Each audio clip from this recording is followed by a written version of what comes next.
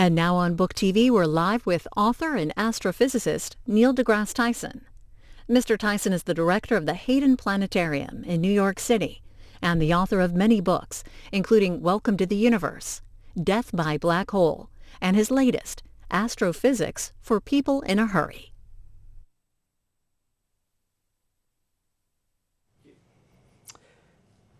Dr. Neil deGrasse Tyson, in your new book, Astrophysics for People in a Hurry, you open it by saying that the universe is under no obligation to make sense to you. What does that mean? Get over it. That's all. I think up until, well, really up till the year 1600, when we didn't have any particular tools to investigate the natural world, our five senses were the primary means by which we obtained all information about the universe.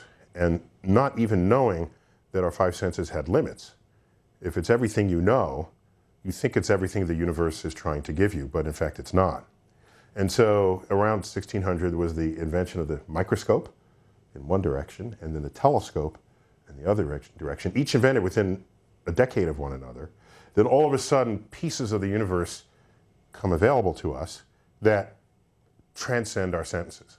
The fact that Leeuwenhoek would look inside of a drop of pond water and see microorganisms just like doing the backstroke, right? That your eye-brain sensory system could not have detected were it not for the microscope. And you can say, does that make sense? That you could have entire living creatures inside of a drop of water. Well, today we know that because we learn it from childhood, but in the day, it made no sense at all. In fact, he had communication with the Royal Academy, Royal Society in London, which is what you would normally do when you make a discovery, and they thought he was drinking too much gin. It's like,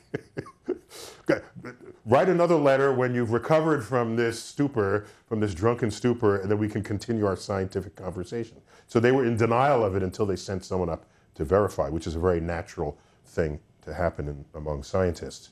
One eyewitness testimony about one result is not a scientific discovery. You need verification of it to confirm that it's real. And especially in modern times, the 20th century and onward, we have particle accelerators. We discovered quantum physics, which has rules of how matter behaves that fall completely outside of not only your senses, but our expectations for how life would, how anything should work. Particles popping in and out of existence, matter turning into energy and back and forth. So then we discover like black holes and the expanding universe. How could everything there is be expanding at all, right? And so if you keep invoking, that doesn't make sense, you're going to miss out on a lot of what we have learned, discovered to be true about this universe. What's significant about the year 1600? Anything? Optics had taken there was a lot of, the Dutch were very good at optics and lenses and this sort of thing. And we knew about what one lens would do. You can make a little magnifying glass out of it. But when you start combining them, you get other properties of your optical system, enabling you to get a microscope. And then once you did that, that just opened the floodgates to what else you would do when you combine lenses. And then Galileo made a really good version of it back in the early 1600s, and then sky's the limit as he looked up. Was Galileo treated as a kind of a devil, in a sense?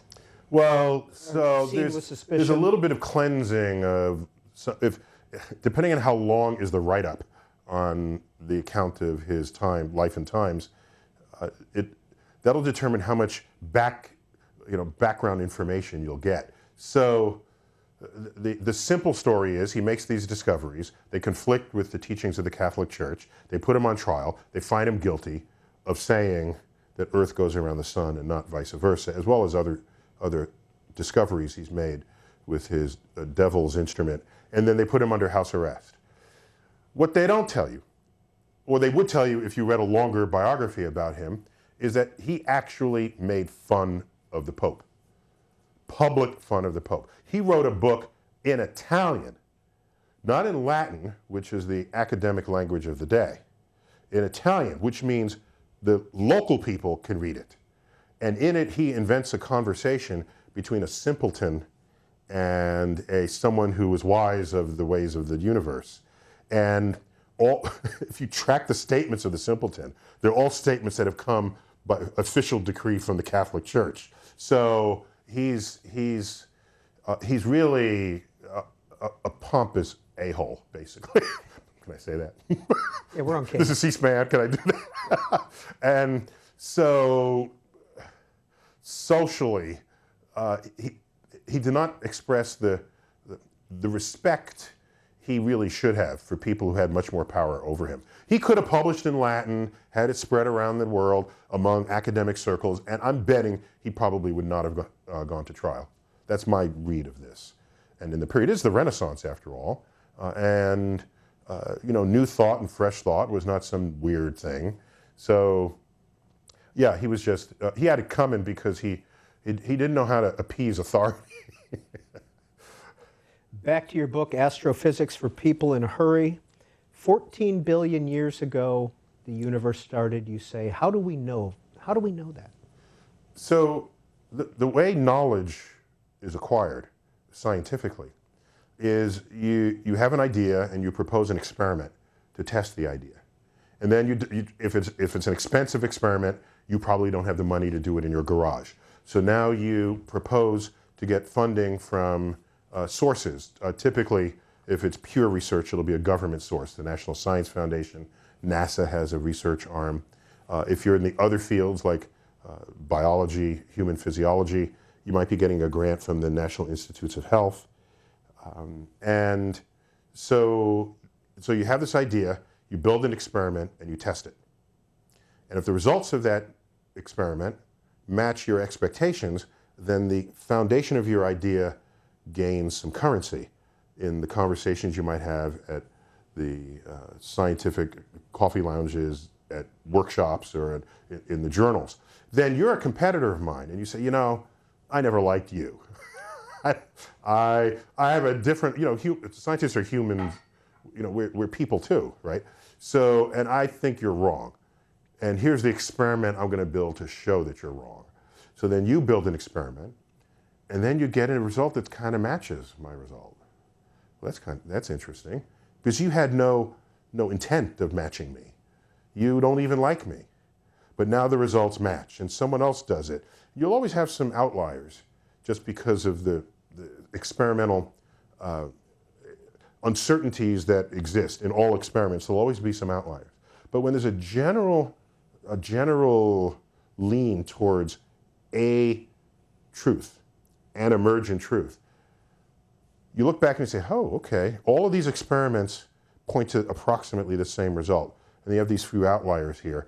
So now we come to recognize that this is the new truth, the new objectively established truth.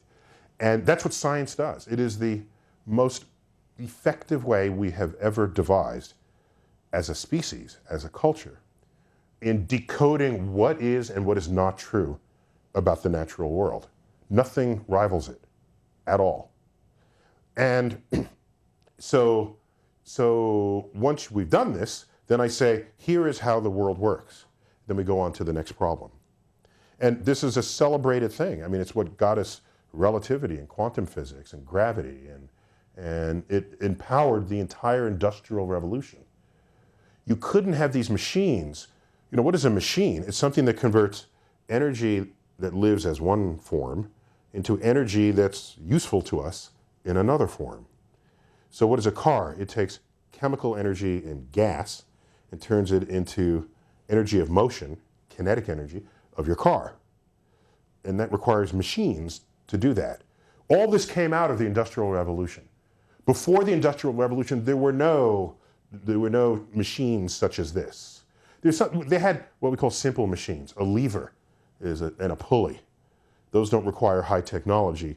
Technically, in the world of physics, those are called machines. Okay, a lever, a pulley, an inclined plane. And what they do is they make your job a little easier. So it's simple. So watch how this works. So I have this ledge, and I have a very heavy thing, and I want to lift it up to that ledge. Well, I'm not strong enough to do that. But if I make a ramp, then I can just lift it up little bits at a time. Now, the distance over which I have to lift it is longer, But it takes this height and spreads that out over time so that it makes it easier for me to complete the task. The same amount of total energy is exerted, but the rate at which I expend that energy is different. And that's what simple machines have always done for us. And modern machines basically empower all of civilization. First 10 seconds of the universe, what happened? Well, so there's some busy moments back. Oh, sorry, I didn't really focus in on your question about how do we know it's 14 billion years. So here's what we do. We look up in the universe and we say, okay, we see galaxies. Hubble discovered that these fuzzy things in the night sky are entire galaxies, such as our Milky Way. Major discovery in 1926. And then in 1929, he discovers that these fuzzy things that we now identify as whole galaxies are hurtling away from one another. And this is the first evidence that the universe is expanding. So people don't just think this up. Oh, it must be, no, it was an observation. And then we looked to see if it fit Einstein's general theory of relativity, and it did. General theory of relativity is the modern understanding of gravity. And if anything's happening in the universe, it's going to involve gravity. So you check to see if it works with his equations. It does. And so that means we didn't have to reinvent the theory of the universe because it worked. And so then we say, all right, if the universe is getting bigger, if the universe is bigger today than it was yesterday, and that must mean it was bigger yesterday than it was the day before, and then the day before, and then the day before. So what happens if we just turn the clock back? When you do this, because you see how fast we're expanding, just reverse that. You can do it on a pen and paper, on the back of an envelope. Just calculate what happens if you reverse this rate of expansion. And the whole known universe is in the same place at the same time 14 billion years ago. That is the origin of the idea of the Big Bang. First 10 seconds. First 10 seconds. So everything we know about matter that is compressed and under pressure tells us that the temperature will rise. The simplest example of this is if you ride a bicycle and your tire gets a little flat, so you pump, a hand pump, you pump air into the bicycle tire. And then you feel the valve when you're done. It's hot. You are compressing air through it, okay?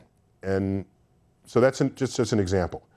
So it's related. It's not exactly the same thing, but it's related thermodynamically. The science of the movement of energy from one medium to another. It's called thermodynamics.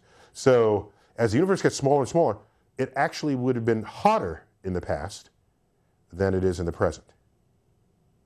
And so now you keep, because the universe actually now has a temperature, you can measure it. Got measured in the 1960s, very cool. You look in every direction and you see the heat signature left over after the 14 billion years.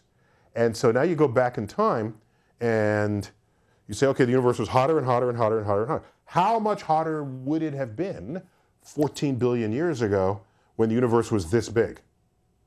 And you get a stupendously high temperature.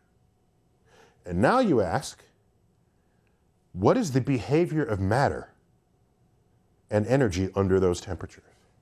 So now you turn to the particle accelerators that slam particles together under high pressure, high energy, high temperature, so you start approximating the conditions of the early universe. Well, is that what an atom does? Is that what a nucleus does? Is that what happens? So now you take knowledge gleaned from modern atomic physics and particle physics, and you apply it to what's going on in the first few moments of the universe when it was hot, small, and dense. And that gives you a pathway in, a pathway of insights into what was going on there. You know what we find? That you have an era where all particles are formed, the basic foundational particles that everything else is comprised of. We have light in the form of photons. We have quarks that make up protons and neutrons. We've all heard of protons and neutrons. They're made of something else. They're made of what we call quarks. And as far as we know, quarks are fundamental, as far as we know so far. And also electrons. And they all have antimatter counterparts. An electron has an antimatter, it's called the positron. It's a very cool name, actually, positron. Something that science fiction people rapidly picked up on. Just to be clear, we invented antimatter and discovered it. That was not a science fiction invention. Although it works great in science fiction storytelling, it happened in the real universe first. So now you bring your insights to those first few moments of the universe and say, what must have happened then, given what we know goes on in our particle accelerators? And it will tell you, at the rate we were expanding, at those temperatures, you would be making hydrogen as the predominant atom in the universe. It's the simplest atom. It has only one proton in the nucleus. You make this much hydrogen. You make this much helium that has 2 protons in the nucleus. You'll make trace amount of lithium. That's the 3rd element on the periodic table of elements you remember from chemistry class. And nothing else. We will be a universe born with hydrogen and helium and barely any lithium. Wait a minute. And you say, if that's so, it would mean that the very oldest stars we can find, ones born closest to the Big Bang, that would still be alive today, would be comprised of only hydrogen and helium. That is exactly what we measure. The very oldest stars have the least amount of heavier elements, which we know this from the mid-20th century, from calculations enabled by the nuclear research from the Manhattan Project and the atomic bomb, because we're calculating what atoms do. We know that after that time, stars are born, pure hydrogen and helium. They manufacture heavy elements in their core.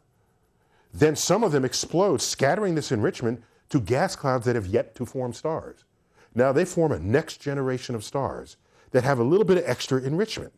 They'll make even more enrichment, explode, and then carry that extra enrichment to the next generation. And this continues through. Our solar system, was born 4.5 billion years ago. So that's more than 9 billion years after the start of the universe. So we've had the benefit of multiple generations of enrichment. So now when our protocloud collapsed to make the sun, it had all these other ingredients in it that it used to make planets. Because rocks are not made of hydrogen. They're not made of helium. They're made of silicon and oxygen and aluminum and arsenic, all these other iron, cobalt, nickel, all of that manufactured later is in abundance in very late generation stars that were formed. So the lesson here is, however weird it is to assert that 14 billion years ago the universe was this big, literally this big, and exploded from there. You say, well, you weren't there, how do you know? Okay, you're right, I wasn't there. But if everything we know happens to matter, happened then it accurately predicts things we do measure. That's what gives us the confidence to sit here and describe the first 10 seconds of the universe like we were there. And it all started with the Big Bang. Is there a song in there? Do we know what that Big Bang was? Do we know what it was? Yeah.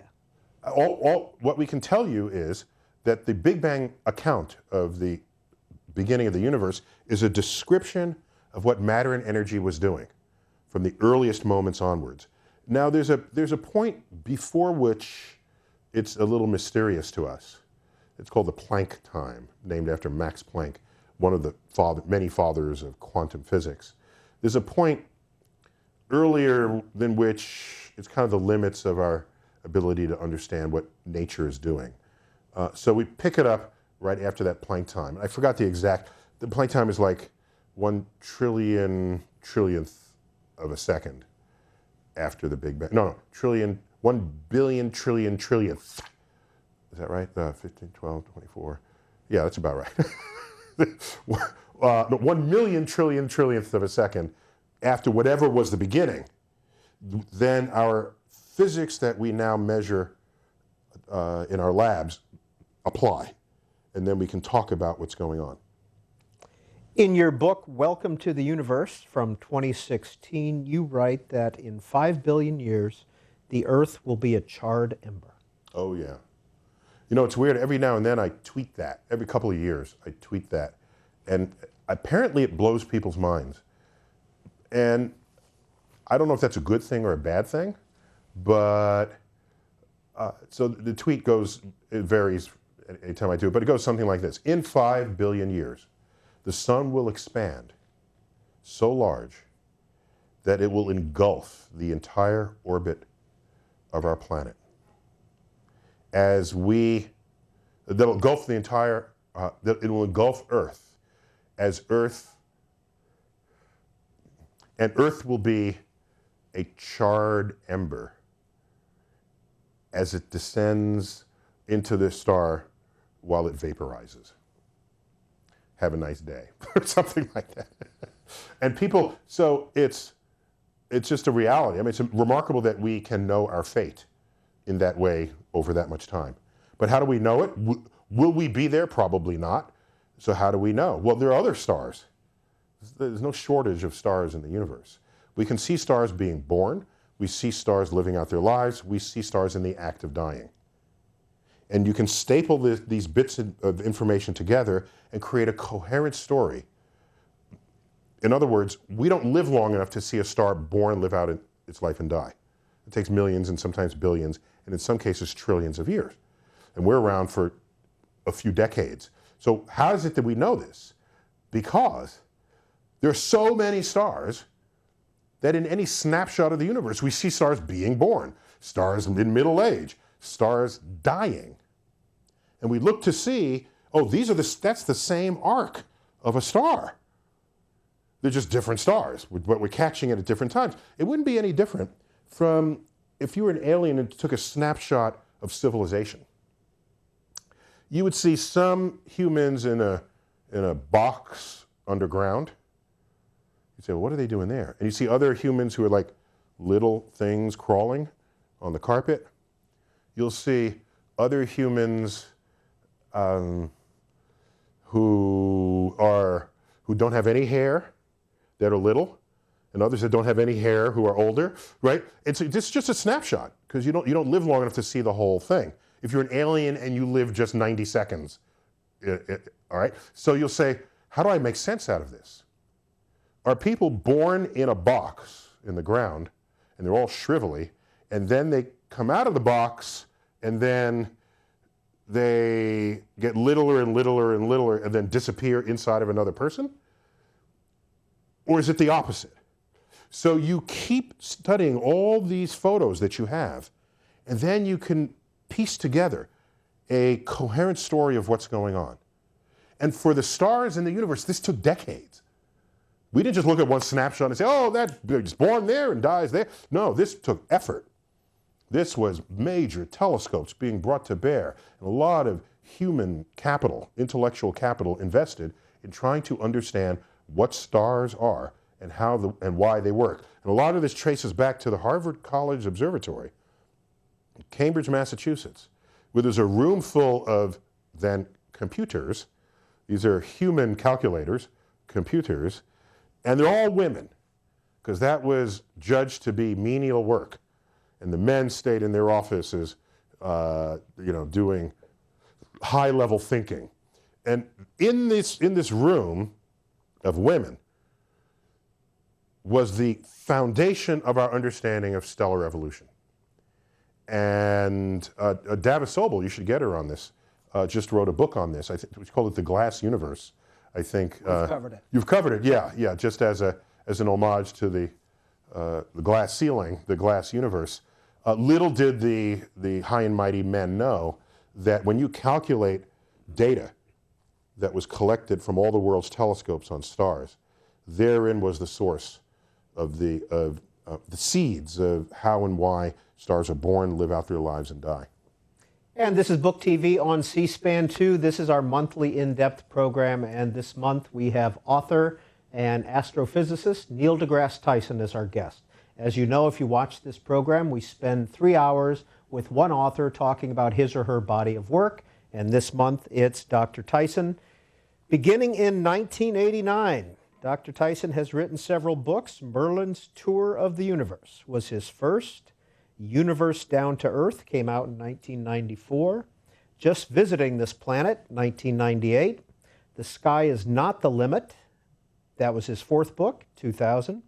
One Universe also came out in 2000. And then Cosmic Horizons came out in 2001. Origins came out in 2004. Death by Black Hole, 2007. The Pluto Files, 2009. Space Chronicles, 3 years later. And then last year, Star Talk came out, as well as Welcome to the Universe, and his most recent book, Astrophysics for People in a Hurry. If you'd like to participate in our program this afternoon, here's how you can do so. We'll put the phone numbers up. 202 is the area code. 748-8200 for those of you in the East and Central time zones. 748-8201 if you live in the Mountain and Pacific time zones. Go ahead and start dialing in. Now, if you can't get through on the phone lines, still want to ask a question or participate in our program, try us on social media. @BookTV is our Twitter handle. You can also make a comment on our Facebook page. You'll see Dr. Tyson's picture there. Just make a comment right underneath. Facebook.com/BookTV. And finally, email booktv@cspan.org. And we'll begin taking those in just a few minutes.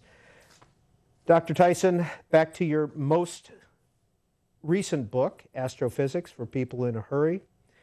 40 billion Earth-like planets in the Milky Way alone. I've got two questions. What is the Milky Way, and how big a space are we talking about? 40 billion Earth-like planets. Yeah, so it was hard-earned to learn what the Milky Way was. Consider that term that we use dates from ancient Rome. Rome, when they built streets, they didn't call them streets, they called them ways, the Appian Way, for example. And you look up in the night sky and you see this milky band of light, and they just call it the Milky Way, the Milky Street, literally. And in China, where milk is a less popular beverage into adulthood, they don't call it the Milky Way, they call it the Silver River. And so this is a well-known feature in the night sky. Imagine to just be some cloud of light crossing from one horizon to the next.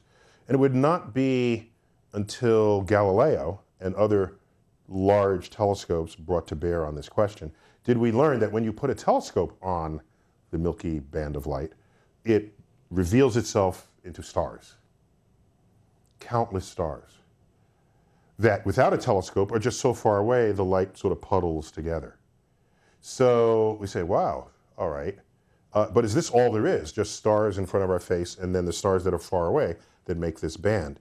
It would take until 1920 before we resolved the debate about whether the spiral fuzzy things in the night sky were actual other galaxies separate from our Milky Way. That got resolved very quickly after 1920, and especially with Hubble's observation that these are other entire galaxies beyond the Milky Way. And so we now know there's nearly 100 billion galaxies in the observable universe, and each galaxy has hundreds of billions of stars on average. And so there's a range, big galaxies, little galaxies, but when you count them up, 100 billion stars per galaxy, 100 billion galaxies. And there you have the observable universe, and these are scattered throughout the landscape like cities dotting a countryside when viewed from space, the local areas of light. You've mentioned him a couple times, Edwin Hubble. Who was he? Well, so there's the telescope, of course, after whom Edwin Hubble, the telescope was named after Edwin Hubble. He was a bit of a pompous, kind of snooty astrophysicist back in the early part of the 20th century. He did his best work in the 1920s. He had access to the biggest telescope. So that always leaves open the question, would anybody with access to the world's biggest telescope be making the world's greatest discoveries, or does it also require some kind of insight to empower you to even know what question to ask? So for him, it's probably a combination of both. But the stories about him, he wear these sort of tweed suits and smoked a pipe and donned a partly British accent when he's from, like, from backwoods America. So, but anyhow, a good thing about science, your personality is completely irrelevant to the quality of the work that comes out of your lab. And so you can praise someone's work without that having to be being praiseworthy of the person themselves. You can just separate the two. So he worked for the Carnegie Observatories in California. And yeah, I think back then, if they figured out that they should have, they would have given him a Nobel Prize for these discoveries. But astronomer types didn't start getting a Nobel Prize until the 1960s. So it would be the Nobel Prize in Physics given to an astrophysicist. So we get them maybe once a decade or so for something we do. You use this example in Astrophysics for People in a Hurry. You talk about the Earth as an apple, and then the skin of the apple is basically where we've traveled, in a sense. And I'm probably getting it a little wrong. Oh, yeah, so I can tighten that up. So people, we think to ourselves that here we are walking around on the surface of a planet, and we're at the bottom of this ocean of atmosphere. Okay? Whereas the thickness of the functional thickness of our atmosphere is to the size of the Earth what the skin of an apple is to an apple, what the shellac is to a schoolroom globe that's on that schoolroom globe. So this atmosphere is not some infinite extent of air molecules. It is a fragile, thin skin on this thing we call Earth. And I can quantify this for you. The atmosphere has particles associated with it that go up thousands of miles. But the part that, when I said it's functional thickness, because there's not an edge. There's not atmosphere on this side, not on that side. No, it fades. But you can say at what distance, so in the daytime, how come you can't see stars? You can ask that question. And you say, well, because the sun is out. No, that's not why you can't see stars. It's not because the sun is out. You can't see stars because we have an atmosphere. And the atmosphere scatters sunlight, rendering itself aglow.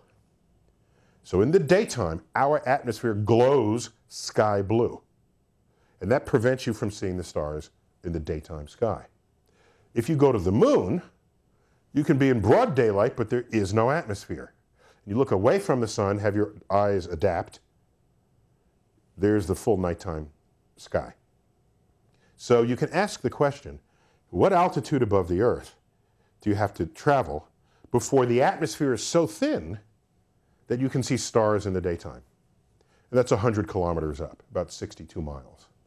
And so that's the functional definition that we invoke about being in space. And that 62 miles is what is the skin of an apple to an apple, as is our atmosphere to the size of our planet. How far out have we gotten from the Earth?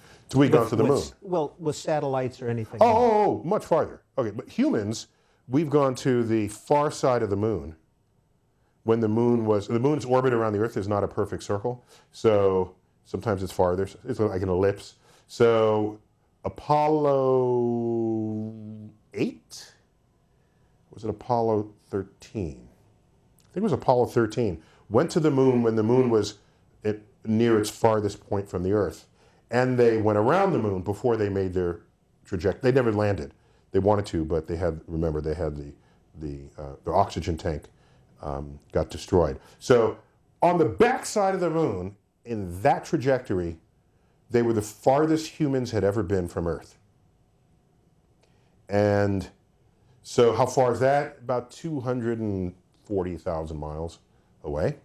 So in terms of spacecraft, the Voyager spacecraft just a few years ago launched in 1977, given some gravity boosts but slingshotting around Jupiter and Saturn, and I forgot the exact comment, but it was multiple planet, multi-cushion pool shot to exploit the orbital energy of these various planets, because we couldn't launch it with enough energy to escape the solar system. It had to be, it had to steal energy from planets in order to make this happen. And we did this quite on purpose. So you do this, the Voyager 1 has now basically left all traces of the solar system.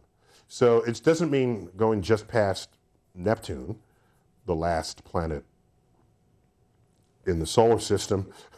It's, there's like comets beyond that, the Kuiper belt of comets, of which Pluto is a happy member. You go beyond and beyond and beyond, and you reach a point where the sun's influence on the electronics of your spacecraft are now confused with the influence of everything else in the galaxy. And that's a functional place to say you have left the solar system. And Voyager has done just that. And how far away? Oh, I forgot the number. Several hundred times the Earth-Sun distance.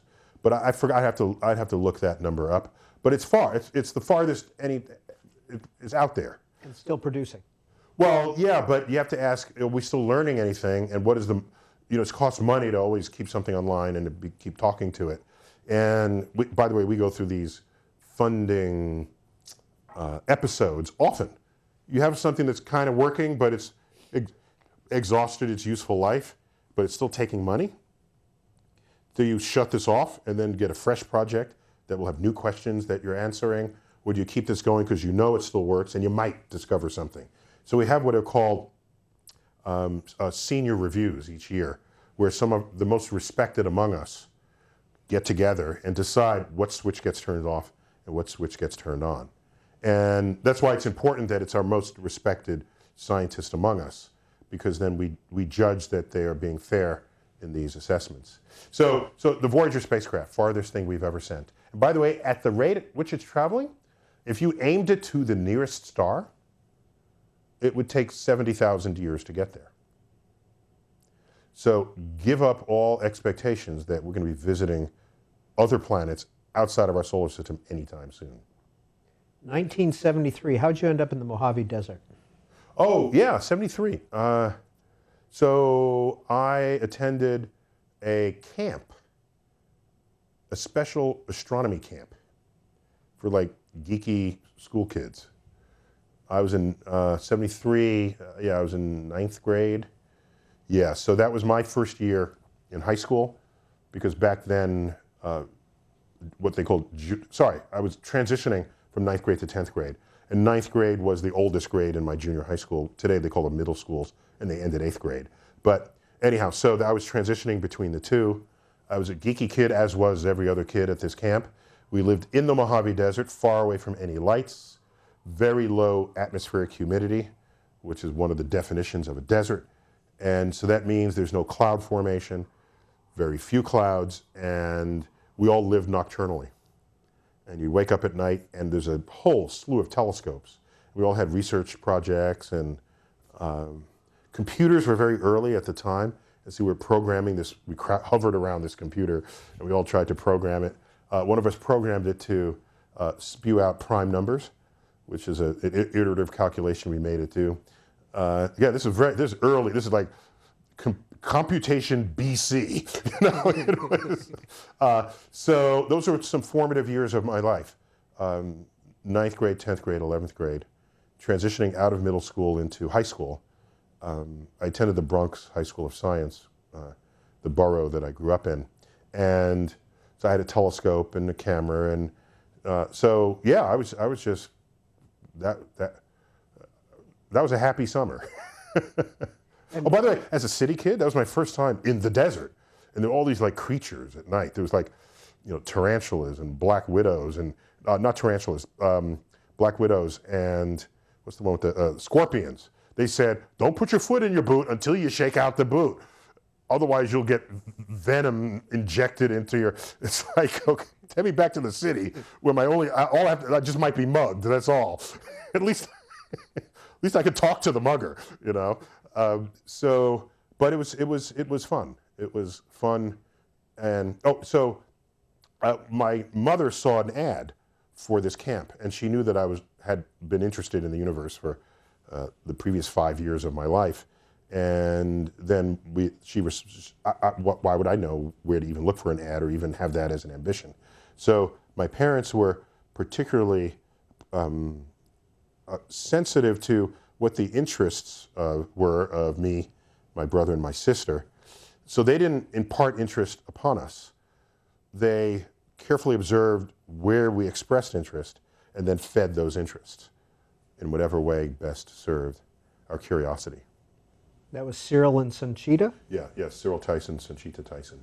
Right, I just lost my father this past in December. December, yeah. Right. He was 89, so it was a full life, but I still miss him. He was a wise man. And I think in modern times, we forget what wisdom is. You know, there are people who know a lot and they talk a lot and they're pundits, and wise people don't talk a lot. They do more observing than talking. And then somewhere in their head, mixed with their life experience, they digest it and then come out with simple, easy to understand perspectives that then sort of live with you. Of course they'll live with you because they're the digestion of so many different pieces that you didn't necessarily have access to, but they did because they've lived longer than you and they're observant their whole lives. 2012, your book Space Chronicles came out, and in that book, on page 234, you write that our nation is turning into an idiocracy. Was I that harsh? I'll pull up page. That's why I wrote the page number, just in case you question that you wrote that. Yeah, okay, sure. I'm normally softer with my critiques than that. Normally, the way I would present such a statement would be, we are behaving this way in these situations. If that continues, we would then become an idiocracy. That's generally how I would word that. So I would double check after. At 3:01, when the cameras shut off, I'm going to check. Do it right now while you're talking. So I think if people don't, or they stop valuing discovery. Oh, just as backdrop for Space Chronicles, Facing the Ultimate Frontier. If I can just tell a brief backstory to that. We've got 3 hours, so I'm assuming I could. Oh, let's see how I worded that. It. Okay. Nation is turning. For example. Okay.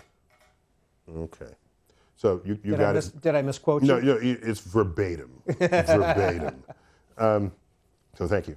So an idiocracy, in the context in which I've discussed it, it's not a system where people simply don't know things.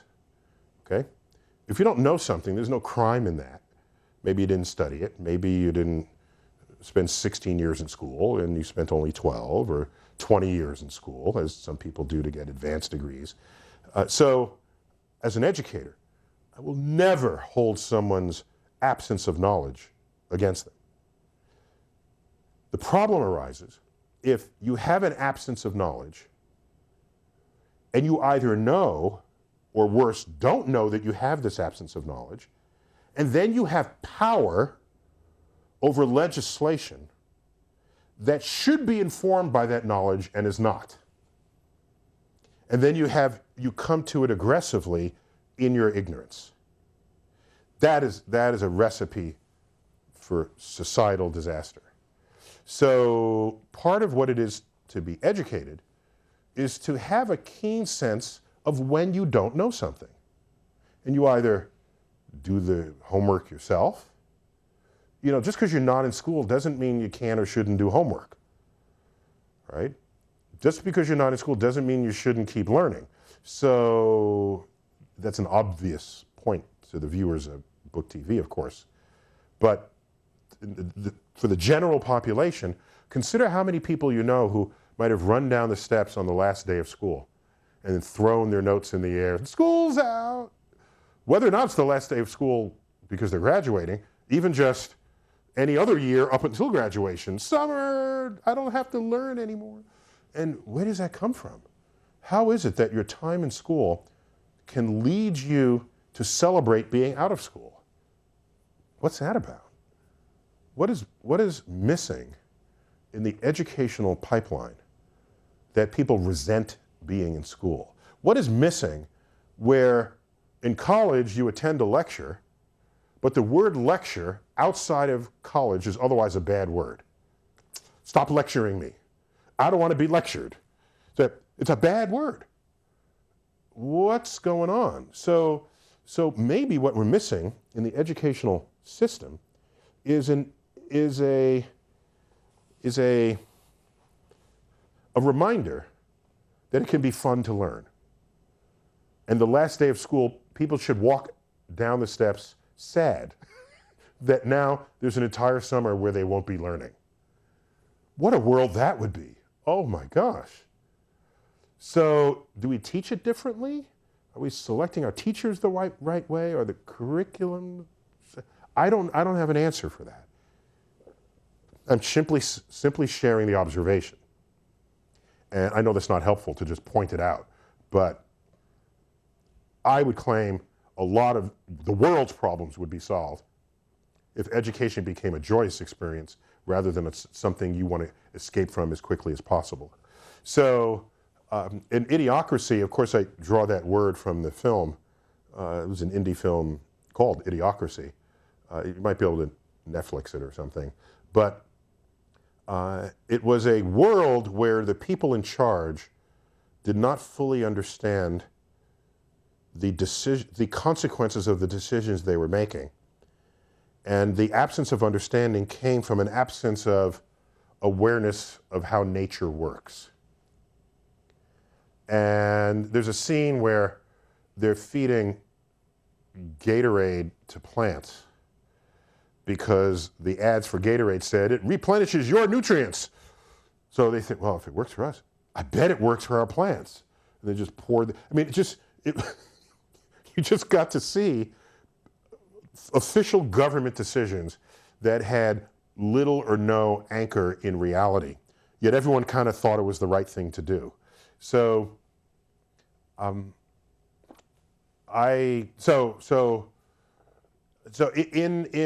Space Chronicles, Facing the Ultimate Frontier, it contains an exploration of all the elements of society that might not be in a position to judge or make an informed decision about the value of space exploration going forward. And that was in 2012. Just recently in the Wall Street Journal, an article by, an op-ed by Crispin Sartwell. This is a quote. "In the Trump era," says celebrity physicist Neil deGrasse Tyson, who adds that this is the most important thing he's ever said, "people," quote, "have lost the ability to judge what is true and what is not." Okay, so that sentence, that was from a video that was posted just before the Science March. That sentence did not include reference to Trump at all. That was added in that editorial. I just said, we live in a time where people have lost the ability to judge what is true and what is not. And if you want to call the pre-election era part of a Trump era, okay. But if you're looking at something on the internet and you think it's true and do not have the capacity to judge whether it's not true, that is another element, that is another ingredient in the recipe for disaster. So Trump is a manifestation, the Trump era, where what is true and what is not and where almost that distinction is not made, where that has risen to high heights. I would claim those seeds were germinating long before. And it has to do with what people think is true after they read it on the internet. Our susceptibility to this. And here's something else. Again, I hate to sound like a broken record, if anyone remembers what a broken record is, that in K through 12, somewhere in there, rather than pouring knowledge into people's heads and declaring them to be educated for having done so, somewhere in there we need to train people how to think, how to analyze, how to interpret, how to be skeptical of information, and then how to recognize when sufficient data has been put forth to turn something that you might be skeptical about into something that is a newly established objective truth. That is not taught in the schools. This should be a class just on what science is and how and why it works. And that would transcend the physics class, the chemistry class, the biology class, the geology class, the general science class. This would be its own course.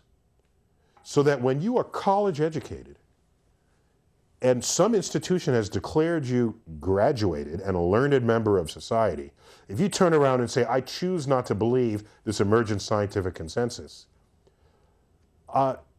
no, you don't have that option. It's not how objectively established scientific truths are determined. It is true whether or not you believe in it. And in retrospect, you think maybe that's what you should base legislation on. Not something you want to be true or feel should be true, or something that you don't allow to be true because your religion prevents it or because your political philosophy prevents it. You don't have that option if it's an objectively established truth. And like I said earlier, that is the entire point of the scientific enterprise.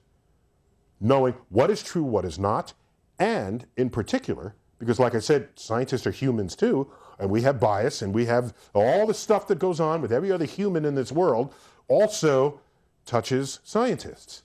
So we built a system to double check against that. If I am biased, and my bias shows up in some result, because I took some data and not others, and I could have done it this way and not, somebody else is going to get famous for checking my result and showing that I'm wrong. Well, Tyson is wrong. He messed up here. And if it's shown that my bias did influence it, I get a demerit. That's not a real thing, but it will interfere with the next time I have an interesting result and I want people to pay attention to it. So there's a huge cost if a scientist is somehow meddling with their data because they have an idea of what they want their data to show. It comes at a huge cost to their career. But even if they think they can get away with it, somebody else will ultimately find it. And if they show that it's wrong, then we don't have any result at all, and everybody's back to the drawing board. So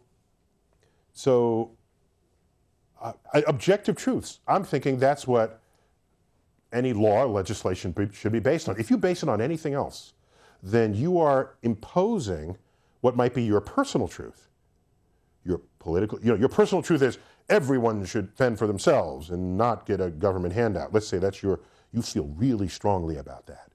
Well, that's how you feel. And in a free country, go right ahead. If you want everyone else to feel that, that's politics. Fine. Go have that political discussion in the floor of Congress, because that'll affect where monies go. Do you fund this support program? Do you not? Do you put in a tariff? Do you subsidize? Do you not? That's a political conversation. Go right ahead. And then the law that comes out will have political flavor to it. I don't have a problem with that. But if your law somehow pivots on something that is not scientifically true, you're building a house of cards where the first two floors look stable, but they're completely hollow and empty. And by the time you put on a third floor, the whole thing collapses. Nature is the ultimate judge, jury, and executioner of what is true. Space Chronicles 2012. We need to go back to the moon.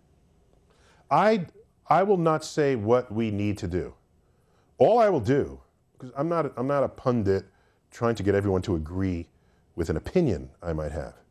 What I do instead, oh, by the way, Space Chronicles is a collection of everything I've ever thought and written on space exploration.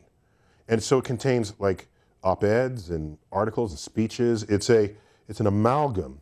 And so you can dip, it's very easy to dip in and out of. But I'm not going to tell you we should go to the moon. No.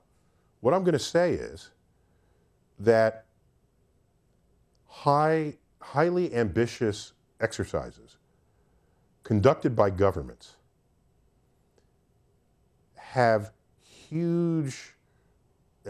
exhibit huge force on the ambitions of a nation, on the creativity of a nation, on the innovations of a nation.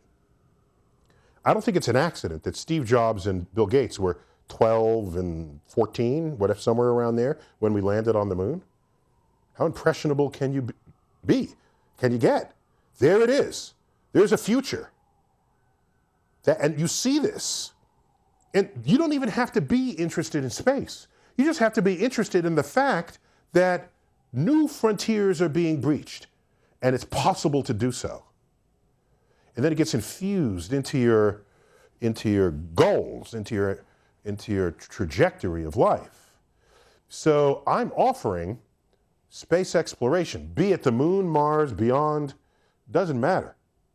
But if you go into space, it is adventurous. It is, you have to invent stuff to make that. If you're advancing a frontier, you're going to have to invent because you can't just use off-the-shelf things. You're going to have to use and invent things that have never been used or invented before. That takes ingenuity, innovation, clever engineers, scientists working together. And you might even need clever lawyers. Why? Because, oh, I want to live on the moon. Well, who owns that plot of moon surface? Am I homesteading? I want to mine an asteroid for natural resources. Who owns the asteroid? Should anyone own the asteroid? These are legal questions. That's a whole legal frontier. So everyone can become a participant in this. And when that happens, the government does it first because the government doesn't have to satisfy a quarterly report. The government can open new industries as it's done before, as it did with aviation. The government, monies from the government prompted innovations in aviation in its earliest days. Because I'm saying, an airplane, now we can carry mail through the air. Who wants the contract? And you say, I want the contract. I can carry 4 bags of mail. And somebody else says, well, I'm using the same plane as you, but I can make a modification. I can make the hull a little bigger. I can carry more fuel. And they show I can carry 6 bags of mail. And so there was a race to see who would then get these government contracts to carry airmail. And so what happens? The 5th person says, I can carry 30 bags of whatever. I'm making up these numbers, but the sense of it is correct. And 30 bags of mail, they said, wait a minute, I don't need to carry mail. I can just put chairs. Now I can sell seats. And thus is born an entire industry of aviation because of certain investments that a government makes that then enable subsequent entrepreneurs to exploit the new place that the technology has been taken. So we go into space. I'd say you have a whole suite of launch vehicles. And where do you want to go today? Oh, you want to mine an asteroid? That's fine. Put these 2 rockets together, and you bring all your own equipment, because I don't know how to dig on an asteroid, but you'll know. There you go. You're a biologist? You want to look for life on the surface of Mars? Strap these together. There's a big rocket in this, and it fools. There you go. Well, you want a tourist jaunt around the moon? That's these rockets. And all of a sudden, the solar system becomes our backyard. Again, to do all this requires huge levels of innovation. But I would claim that once there's a first round of innovation that can establish the cost and the risks and the returns on investment, then private enterprise comes in, and then they do their thing, as they always do. No different from the Dutch East India Trading Company coming in after Christopher Columbus, who himself was sent by Spain. And he comes back and says how long it took. You can quantify things that then you can make a business case to exploit. If you can find another way to infuse an entire nation, even the world, with ambitions of tomorrow that'll trigger innovations of today, thereby assuring a future of health, wealth, and security, because that's coming from technology. It's not coming from any other branch of human existence, but science and technology are going to give us tomorrow's health, wealth, and security. I'm simply offering the exploration of the universe as a force of nature operating on our innovations, on our urge to innovate. If you have something else, bring it in. I'm not going to, if it works and it works better, go ahead. I've yet to hear of a better example.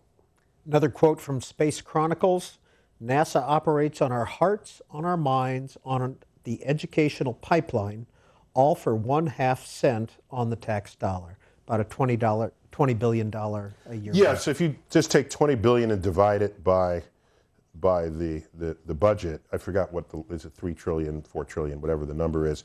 If you run the numbers, it comes into about a 1/2 penny on the tax dollar. And if you hold up a literal dollar and then take scissors and cut 1/2 of 1% of its width, you don't even get into the ink from the side of the dollar. And when people say, why is NASA spending all this money up there when we have problems here on Earth? And that's assuming that if you took all the money we spent on NASA and then applied them to the problems on the Earth, that all the problems would get solved. That very statement kind of presupposes that. Yet, most of those people who utter that sentence do not actually know how much NASA is getting. I've done it like people on the street, right? So you ask the people who complain about NASA, I say, well, here's a tax dollar. How much do you think they're getting? Oh, 10%, 15%, 5%. No, 1/2 of 1%. When I tell them that, I didn't know that. It's that 1/2 of 1% that made the space station and the space shuttles and the Hubble telescope and all the NASA centers and the Cassini mission, which is now at Saturn. All of this is in the 1/2 of 1% on a tax dollar. So I ask you, I pose the question to you, how much is the universe worth to you? All right, one more observation, and then we're going to take your calls. You've been very patient. We've spoken for an hour now. We've got 2 hours to take calls and hear from Dr. Tyson. First, I want to show this, and I'm not getting it right. There are 4 books you have here: The Pluto Files, Death by Black Hole, Space Chronicles, and Origins. What's special about these 4 books? They did this, and I was very impressed at Your the publisher. Norton? Yeah, the publisher Norton.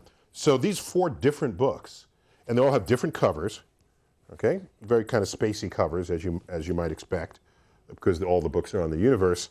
And so they decided to make the bindings match up into a coherent I just couldn't image. get it So right. this is the famous Ring Nebula. I don't know if you can see it. Let me get this. If you just Hang on, I'll get it. There we go. What? And that.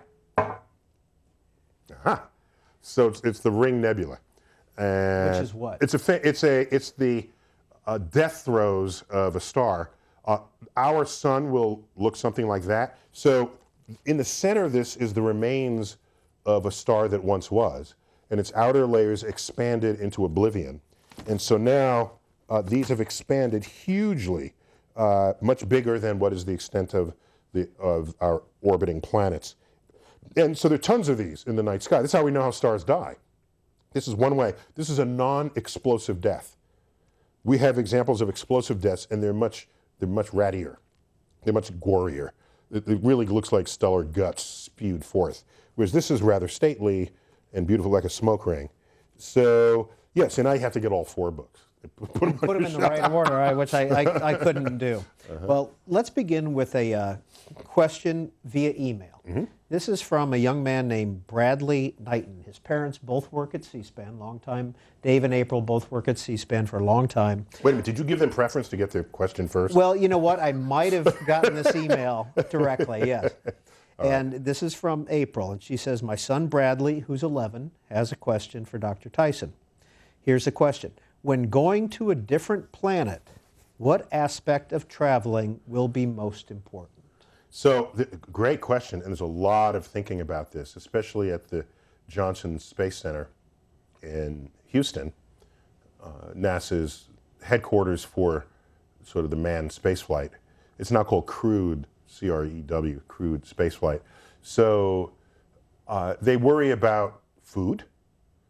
Not only is there enough food, but will you like the food? If you get bored with the food, will that affect your morale? and then you're less effective doing other tasks? Do you need comfort food? Do you want exotic food, international food? The water supply. Is there enough water? Do you recycle the water? If you recycle the water, that means it collects all of your urine, filters it, and then you drink it back. Is that too freaky for you to do? Is that, water is not uncommon in the universe, but in space it's hard to get to. You got to like lasso a comet if you want a whole supply of fresh water, and we don't know how to do that. Other things, the time in a close quarters with only 1 or 2 or 3 other people, months and months, and in some cases years. There's a whole psychological dimension to that. Can we remain emotionally stable over those times? On Earth, people kill one another. They get into fights. There are many, even in the film Interstellar, there's an astronaut fight scene, which was like, who ordered that? But nonetheless, they showed it. And of course, there's 2 guys in astronaut suits fighting on an alien planet. So there's that. There's, will they miss their family or their loved ones at home? There's the fact that if you fly without creating artificial gravity, that you are weightless the whole time. Are you perpetually motion sick? Or do you get used to it? And if you get used to it, are there any other factors on the body? Your body expects 1 gravity, 1 G, we call it, which is the equivalent of Earth's surface gravity. And if you go in a centrifuge, that you can increase the gravity with a centrifuge. But through space, if you can create artificial gravity, good. If you can't, what is it like to be weightless for a year en route to your destination or longer?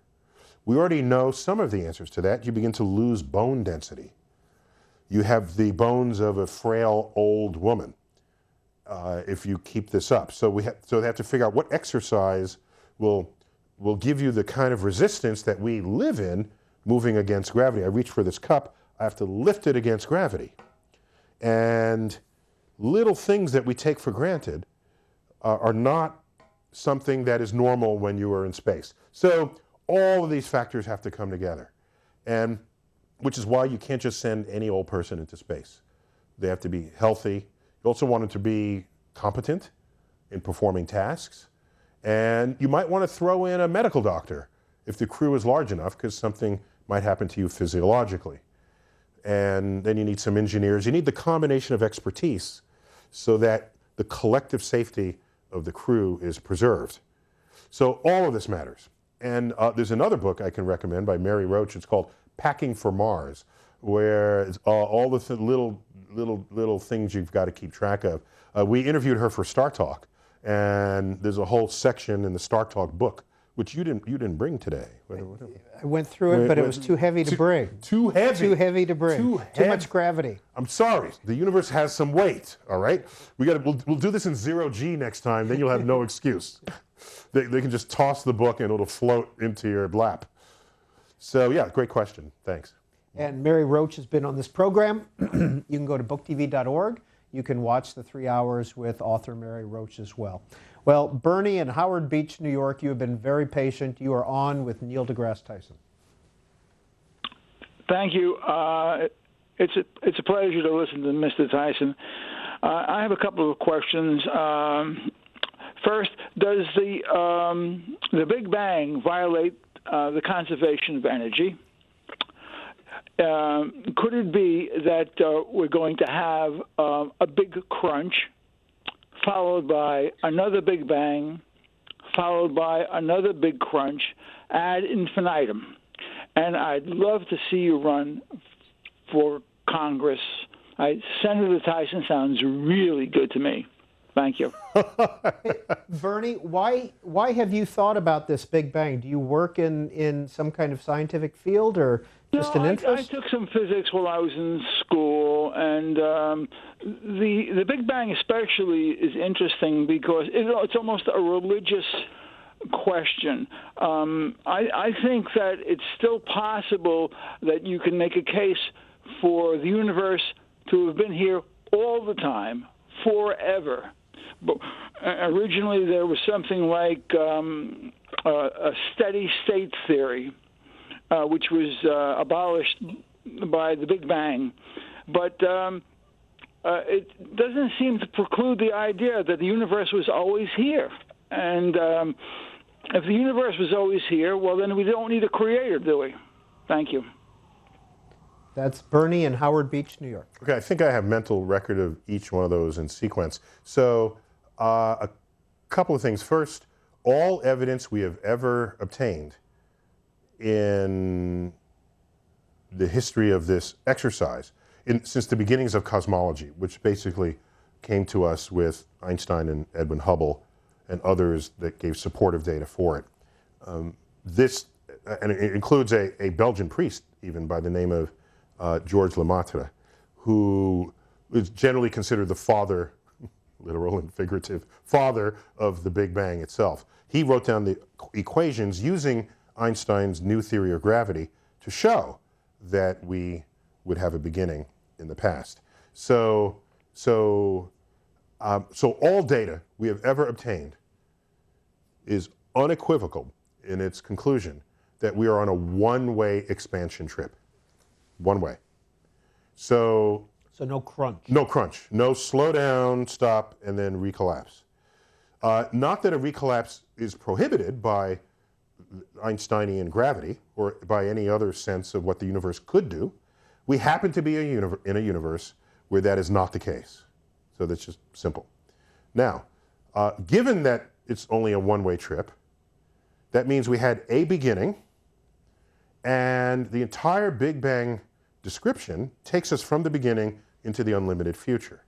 So you might then ask, and I'm putting these words in the questioner's mouth, but it gets to his other question, what was around before the beginning? Well, we don't have data for that, so we don't know, but we've got top people working on it. And one of the ideas, which actually comes naturally out of the extensions of Einstein's gravity and the extensions of quantum physics, is that there may have been a multiverse.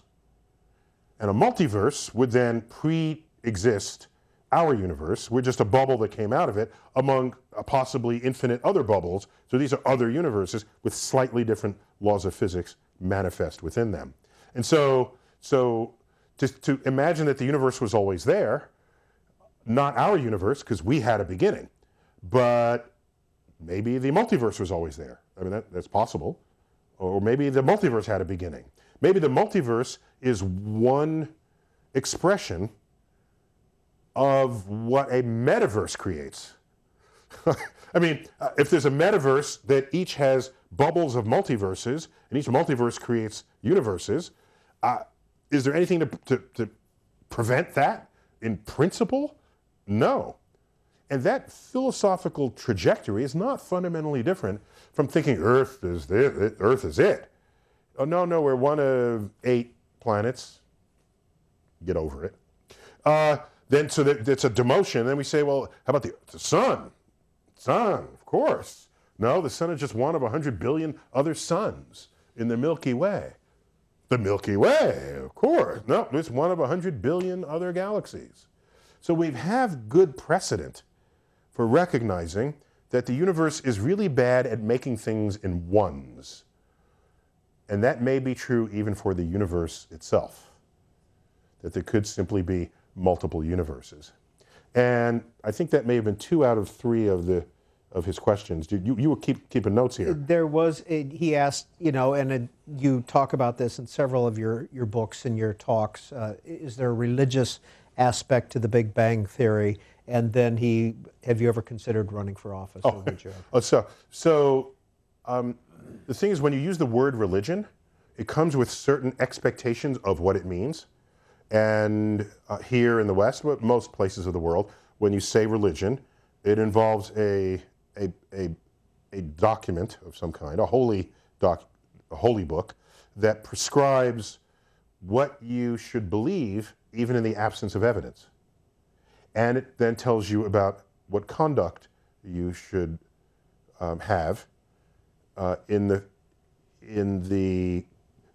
fact of that belief system. Okay. In science, you can put forth an idea that doesn't yet have evidence, but everybody's looking for evidence. And if we cannot generate evidence for it, then ultimately it would just simply be discarded or just put on a shelf. So evidence matters in this. So if you want to call it a religion with evidence, okay, that's just a very fresh usage of the word religion in your vocabulary. So I don't debate words with people. I don't value time invested in debating definitions. Just tell me how you're using the word, and I'll tell you whether what it is agrees with it. If you're using the word religion in a way that allows evidence to define what it is people think, say, and do, then fine. It's all religion, because that's what science does. It finds evidence that defines and discovers the truth of the world. That's just not simply how anybody else in the world is using the word religion. They're using it to refer to some kind of spiritual elements that require faith in something being true rather than evidence for something being true. Political office. Oh, I was once asked by the New York Times, there was some impasse, several impasses ago in Congress, and they just thought they would have fun and ask people who are definitely not politicians, what solutions do they have for getting things through Congress and fixing things? And I think the way they asked it was, if you were president, what would you do? What solutions do you have? So I wrote back, if I were president, I wouldn't be president. You can find it, it's on my website. You say, if I were president. You just Google that and my name Tyson.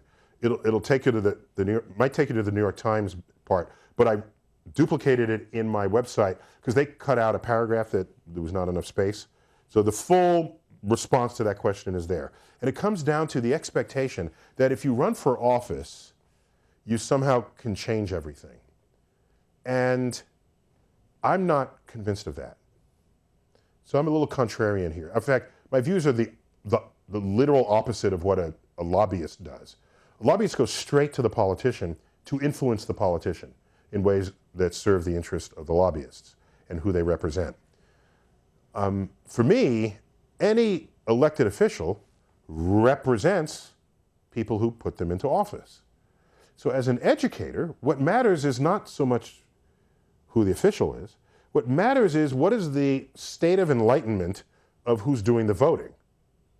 Because if people, for example, all knew, recognized, and valued what science is and how and why it works, they would never even dream of voting for someone who doesn't know that, because that person would then not represent their full interests.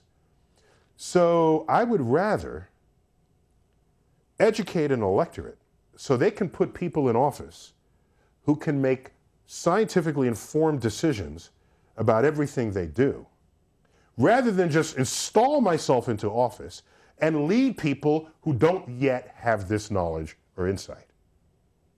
That's not what, and 88, I think I did the math right on this, 88% of Congress stands for re-election every 2 years. So you can convince one congressman or another, but then you got to start all over again.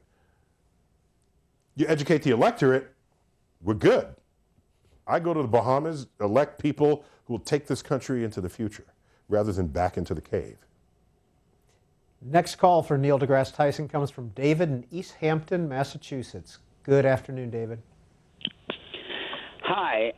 Another family member of mine, I was telling him that you were on TV and suggesting he might want to watch, and he told me something that he heard. I don't know how accurate this is or what the story is, but basically he said something about something called an M drive that supposedly can drive a spaceship quickly.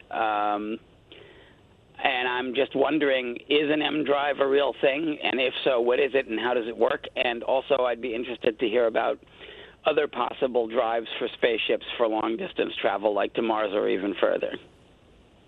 Yeah, that's a great question. Let me just give some backstory. So right now, our rocket ships we're still using just what we call chemical energy. So you have some molecule, which when you break it apart, it releases energy. So in chemistry, we say it's exothermic, as opposed to endothermic, where the reaction absorbs energy. And by the way, we experience this if you ever see cold packs that you can buy in a drugstore, where you sort of squeeze it and then the thing just gets cold. Well, that's an endothermic reaction. It's sucking energy out from its environment. And then you have heat packs where the opposite happens. So you can get very clever with your chemistry and make this happen. Well, rocket engines are endothermic. So you squeeze the rocket and then no. So it's highly exothermic, what a rocket engine does. So, but we've had chemical fuel since Robert Goddard back in when his experiments, early 1920s or so. So very little has improved in our capacity to propel ourselves through space since, for 100 years almost now.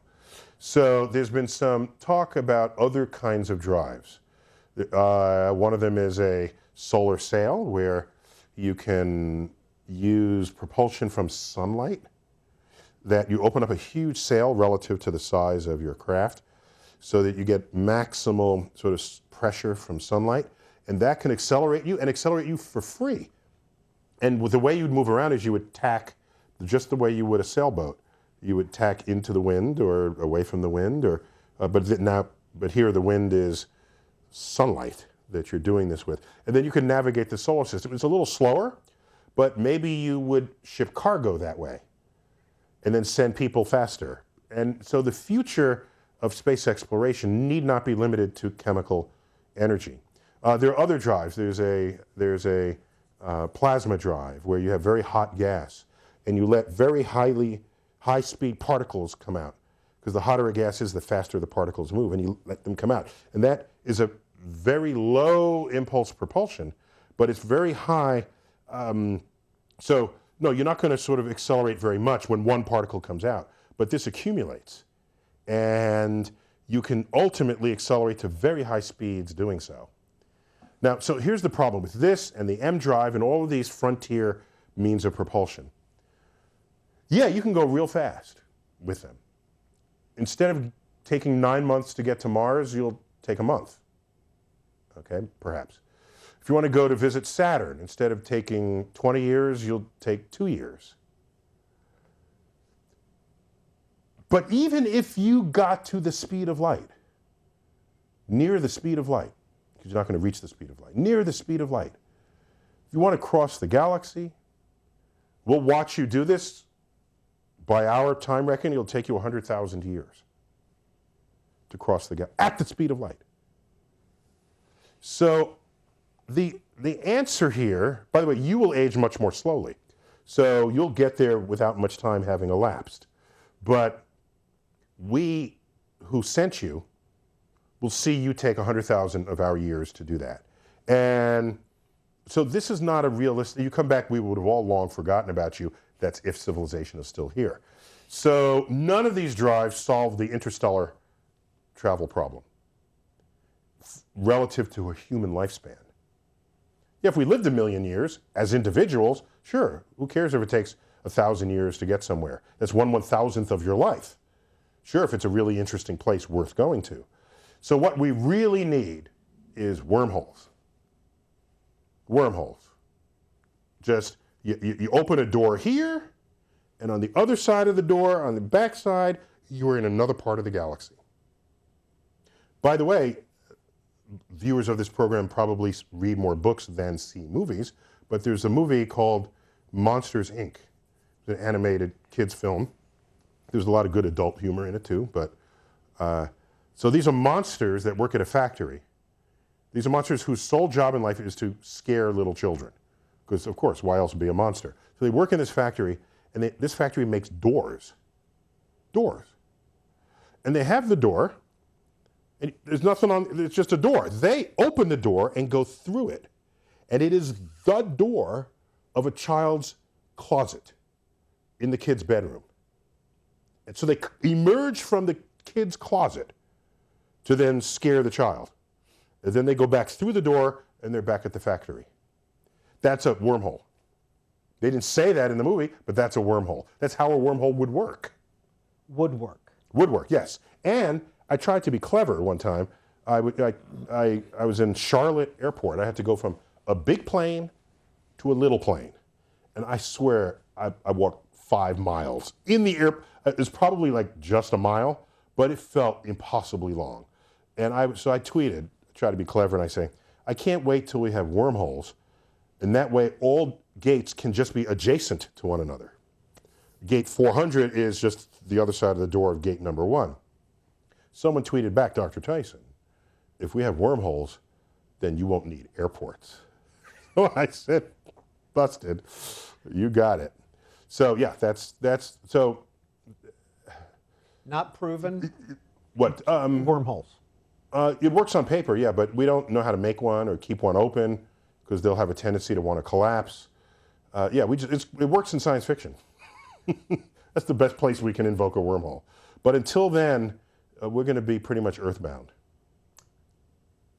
If we left right now, it would take us 9 months to get to Mars? No, you can't leave right now. You have to leave when Mars and Earth are properly aligned. So just to remind people, if you see Mars in the sky and you start traveling to it, no, you have to travel to where Mars will be when you get there. So it's a matching of trajectories that matters here. And so what we call the minimum energy trajectory. So it's one where you burn your engines and then you shut them off, then you coast to Mars until Mars pulls you into its gravitational influence and then you fall towards Mars. That takes about 9 months. But if you run your engines the whole time, which we can't do yet because we don't know how, because we don't have enough fuel, if we had filling stations along the way, you could do this. You fill up, burn your engines, and then you're accelerating to Mars. By the way, that will give you gravity, artificial gravity inside the ship, if the ship is accelerating. And then, but to slow down, you have to turn the ship around and then accelerate to slow down. But anyhow, if you do that, you can get to Mars in weeks, a few weeks. But it'll take a boatload of fuel to do that. But if fuel is cheap, then why not? You just need filling stations.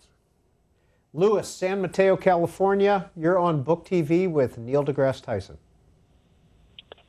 Hi, yes, I'm in the Bay Area. There's a show with Deepak Chopra right now, but I'm choosing Mr. Tyson instead. I had a question about okay, thank you. Einstein, but I think I want to ask about human potential instead, or actually the thwarting of, let's say, the knowledge from political forces.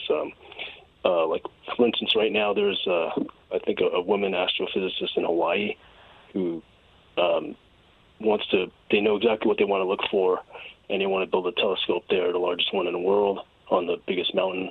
It would be perfect except for some native Hawaiians who consider it sacred, so can't do it.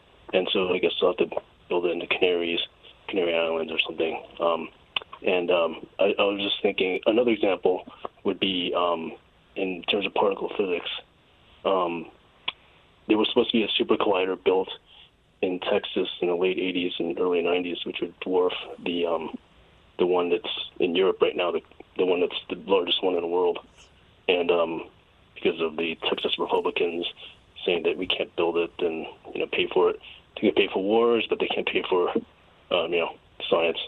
So I was just wondering, because it seems to me like at this point we probably would have figured out dark matter by now, maybe be on our way to understanding dark energy. Even factoring Hey, Louis, you've covered a lot of topics here, and we'll get a response in a second. Do you work in science in any way?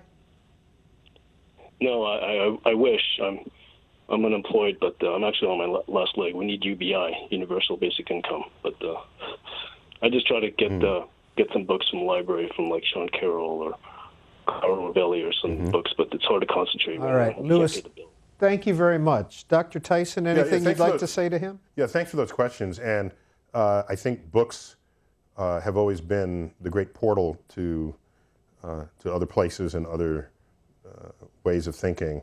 And so happy to hear that you are sort of in that whatever is your life's trajectory in this moment, books are giving you other things to think about and look. And Sean Carroll writes great physics books. There are two Sean Carrolls, by the way. I think there's a science writer, biologist, and then there's a physicist. I assume you meant the physicist when he mentioned Sean Carroll, but he might have meant the other one. But either one is good. On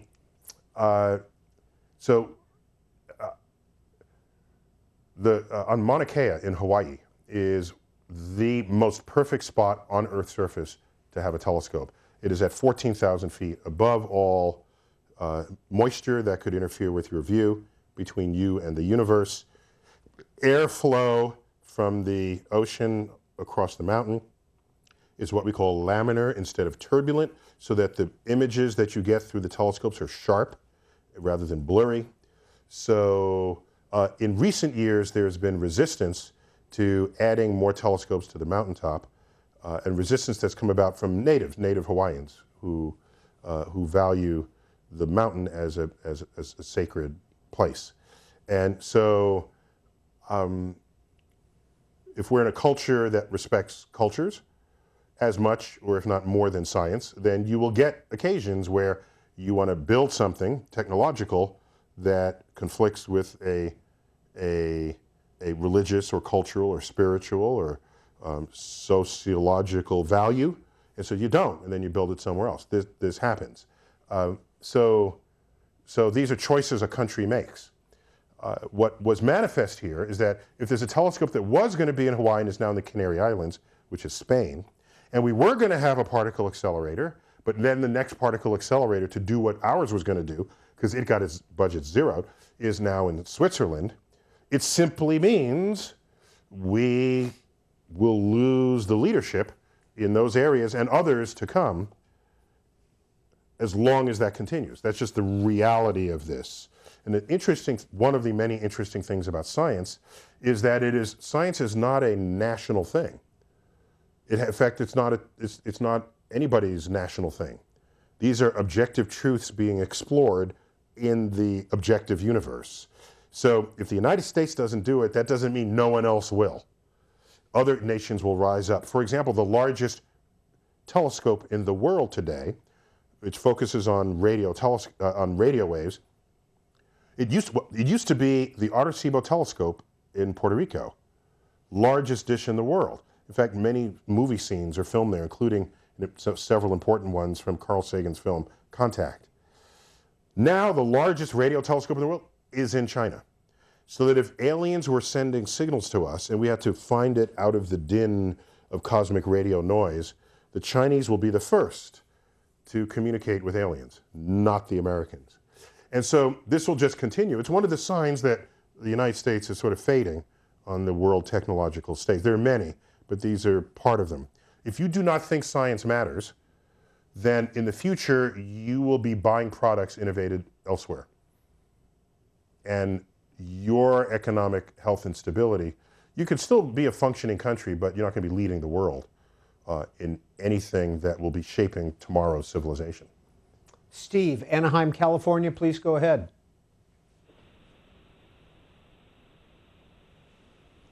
Steve, Anaheim, one more time.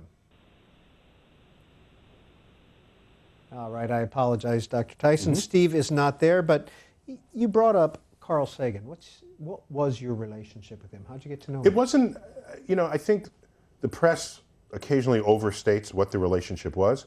I met him when I was 17, just an anonymous high school kid. But what was remarkable about that was that he was already famous, though he had not yet done Cosmos. But he was already famous. He had been on Johnny Carson, The Tonight Show, multiple times. Cover stories in Parade magazine. He was already well known, and I'd applied to Cornell where he was on the faculty, and unknown to me, the admissions office sent my application to him to get his comment and reaction. My application was dripping with the universe at the time because I'd known since age 9 that this is what I wanted to do.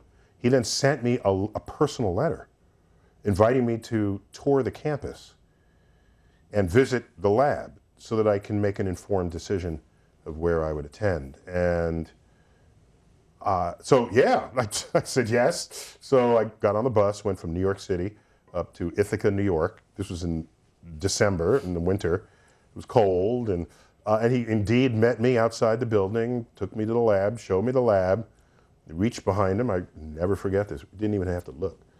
Grabbed a book off the shelf. It was one of his books, and signed it to me. I just thought, wow, that's badass. You don't even have to look. And wherever your hand lands, that's a book that you've written.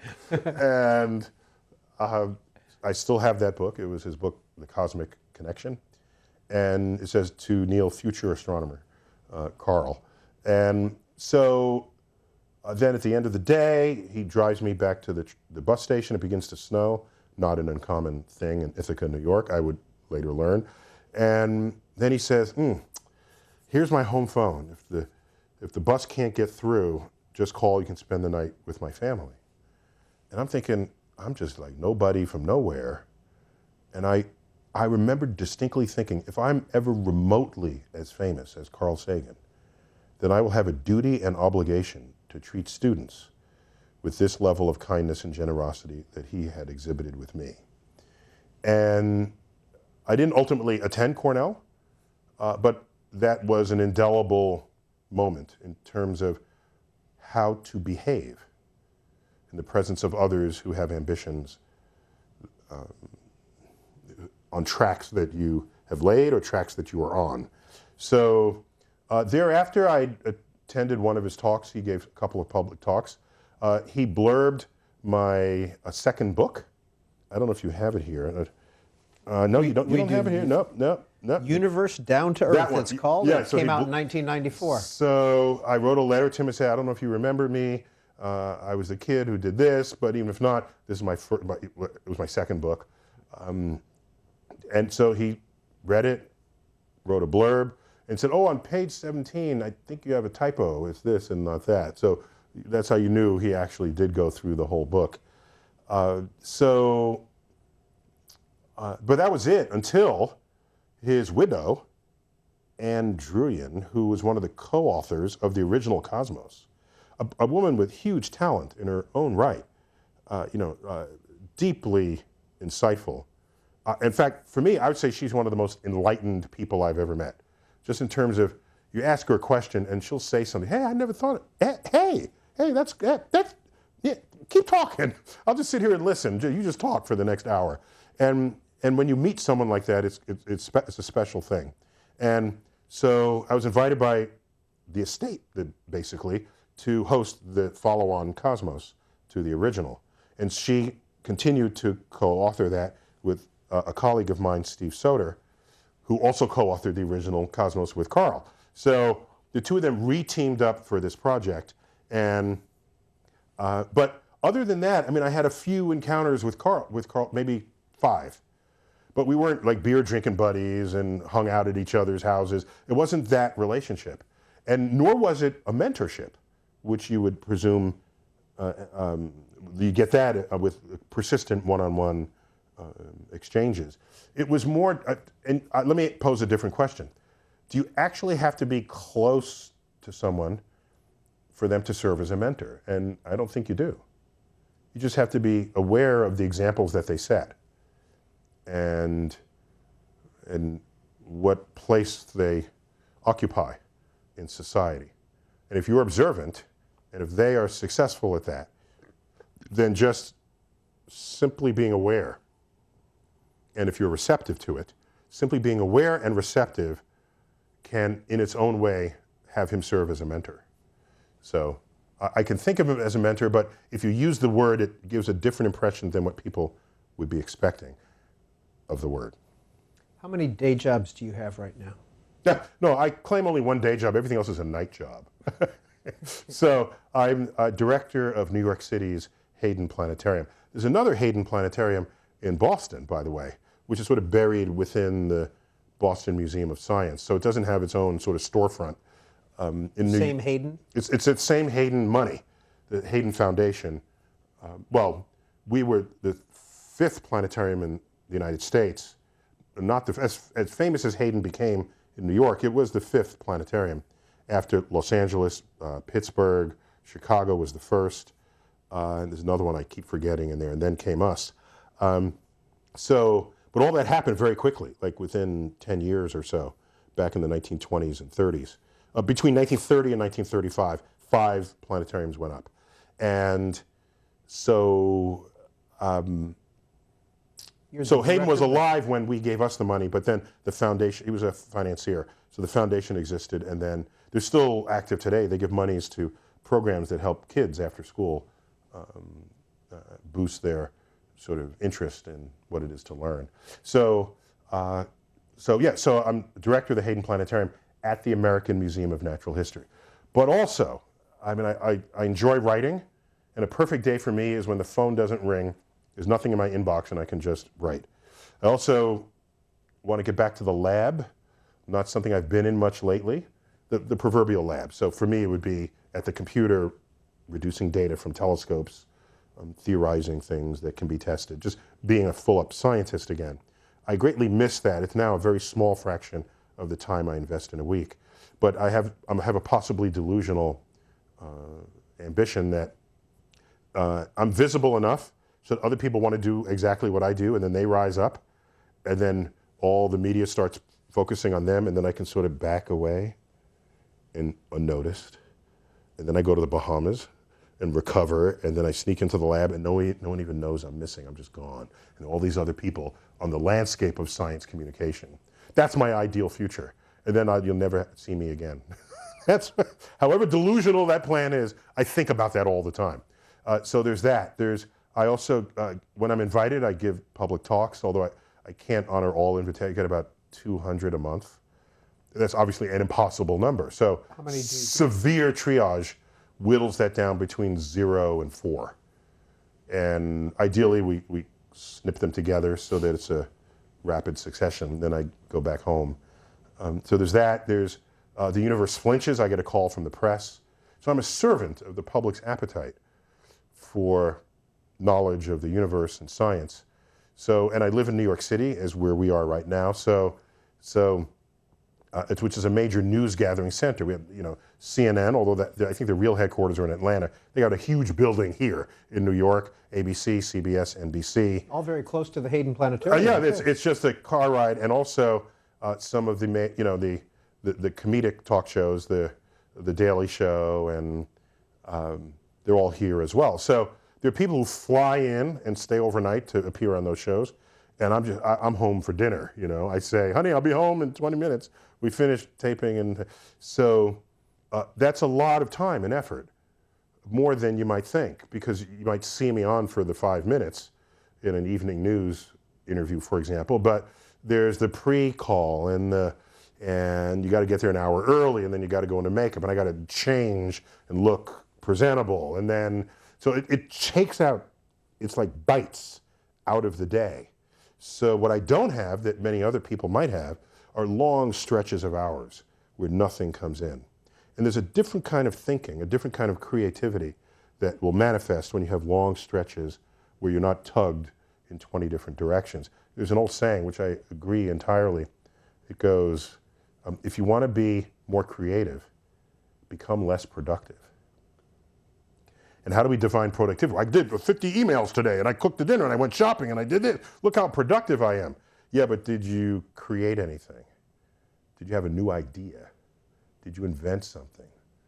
Have you reflected on reality? There's a whole other thing that the human brain does when given the opportunity. So I try to carve swaths of time in the week for just that purpose. Who is Honey? If you're saying, honey, I'll be home for dinner. Oh, I don't actually say honey, but that's the trope. So my wife, Alice. Alice, yes, we both like, we're both foodies, I would say.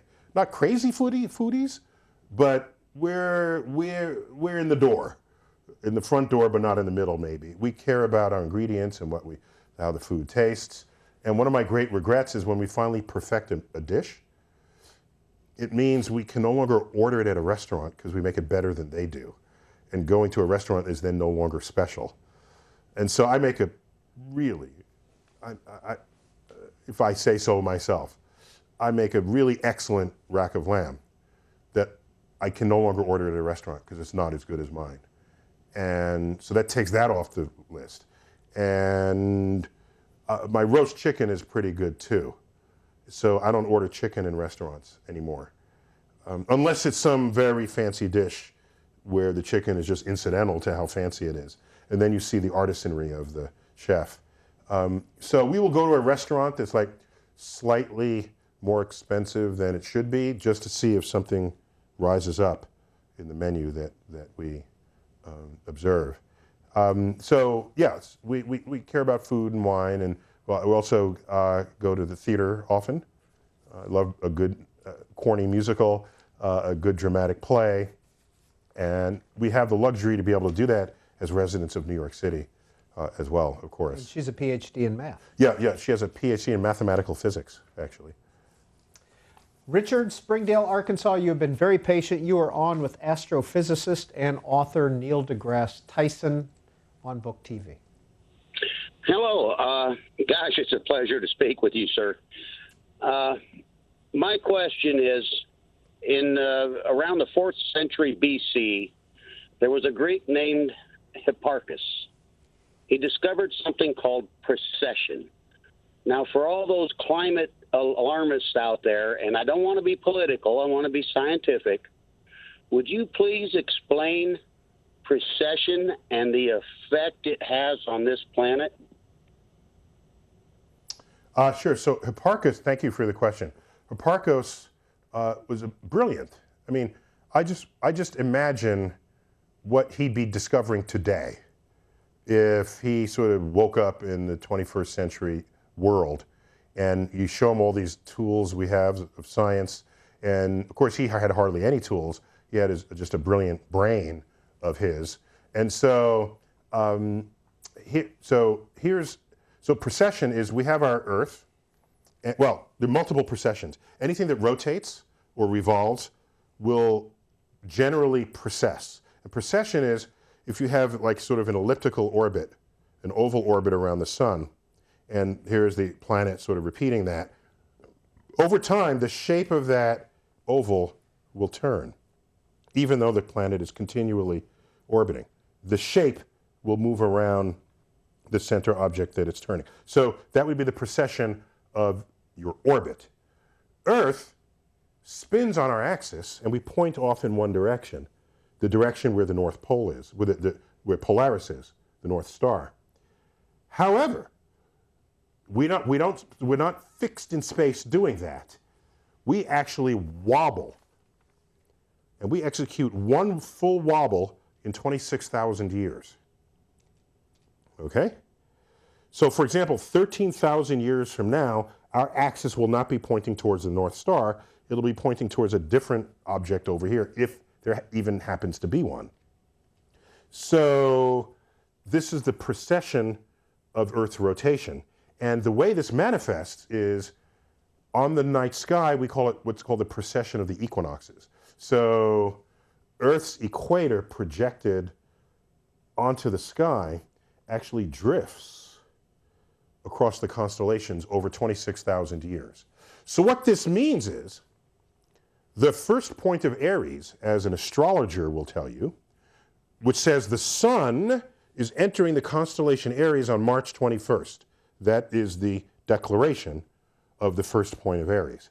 And beginning March 21st, if you're born in the next 30 days, the astrologer will say you are Aries, because the sun is in front of the stars of that constellation. In the day, people didn't know about distance, so they said the sun was moving through the constellation. But of course, the sun is right in front of us, plus the sun is not really moving at all. It's us going around. But they didn't know this back when they laid all this out, okay? Asserting that the universe is controlling your life. So this first point of Aries actually drifts. And it's been about 2,000 years since this was laid out, and the first point of Aries was identified. And so if you now look at maps and ask, what is the sun doing when it's March 21st, it is not entering Aries. It is an entire constellation shifted from that. Because 2,000 years is about 1/12 of 26,000 years, a little less. It's a whole constellation off. So when you go to your horoscope, if you do this, and you say, I'm a Libra, or I'm a Scorpio, or I'm a this, and it tells you what you should be thinking or doing, the name of your astrological sign actually has no correspondence to what's going on in today's sky. It is a holdover from what people used to think 2,000 years ago. And this is a free country. Read your horoscope if you want. I'm not even going to stop you. Go right ahead.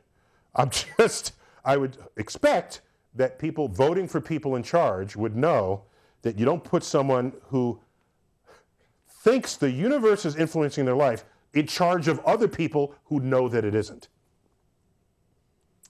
From your most recent book, Astrophysics for People in a Hurry, quote, some of the water you just drank passed through the kidneys of Socrates, Genghis Khan, and Joan of Arc. Is that a question? Or do you want me to... If you could expound on that maybe a little bit. An explanation. I'm trying to, in that part of the book, I tried to make sure in Astrophysics for People in a Hurry, it's not a very big book, but there's a lot in there, and I wanted to make sure every 10 pages or so, there was something there that would just blow your mind. That was be cosmically true, but you got to go, what? In fact, I have to reread that just to fully absorb the significance of it. So here's the point. In this cup of water, there's water in here. There's water in here. There are more water molecules in this cup of water than there are cups of water in all the world's oceans. That's how small molecules are.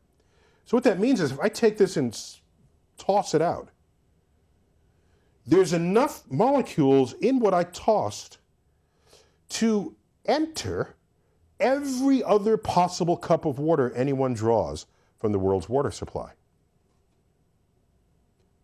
There's enough to scatter to every possible cup of water in the world. So if I drink this, it comes back out of my body in some way or another, any one of a half dozen ways. So that re-enters the environment, goes to clouds, it goes to the streams, goes to the oceans, and given enough time, it mixes completely. So, Socrates drank a glass of water.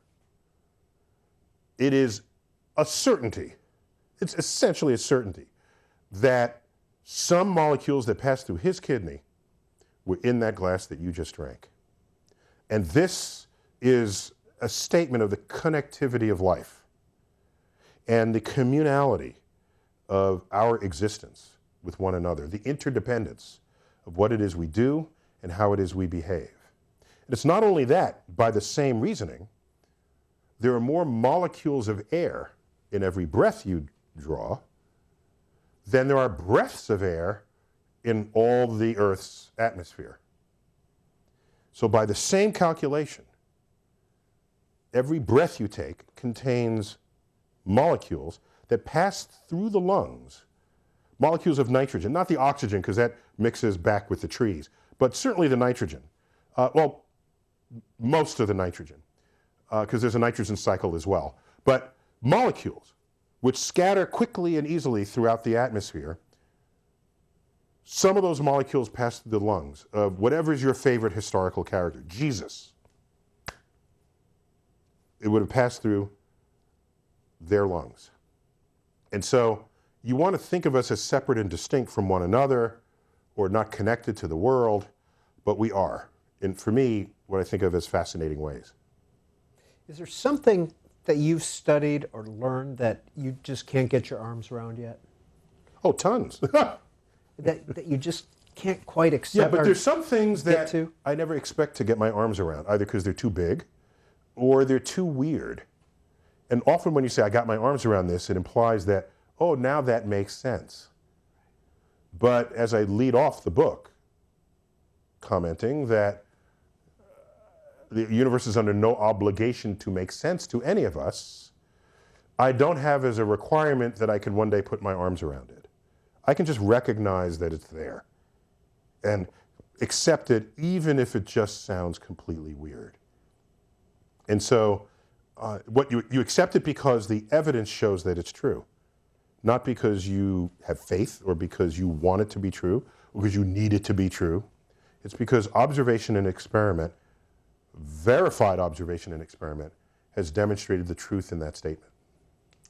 Dr. Tyson, you tweet, @NeilTyson is your Twitter handle, several million followers. Here is a tweet you sent out on March 11th, 2016. I occasionally wonder whether the entire universe is nothing more than a snow globe on the living room mantle of an alien. Was that a late night tweet or something? Yeah, I occasionally wonder that, that's all. The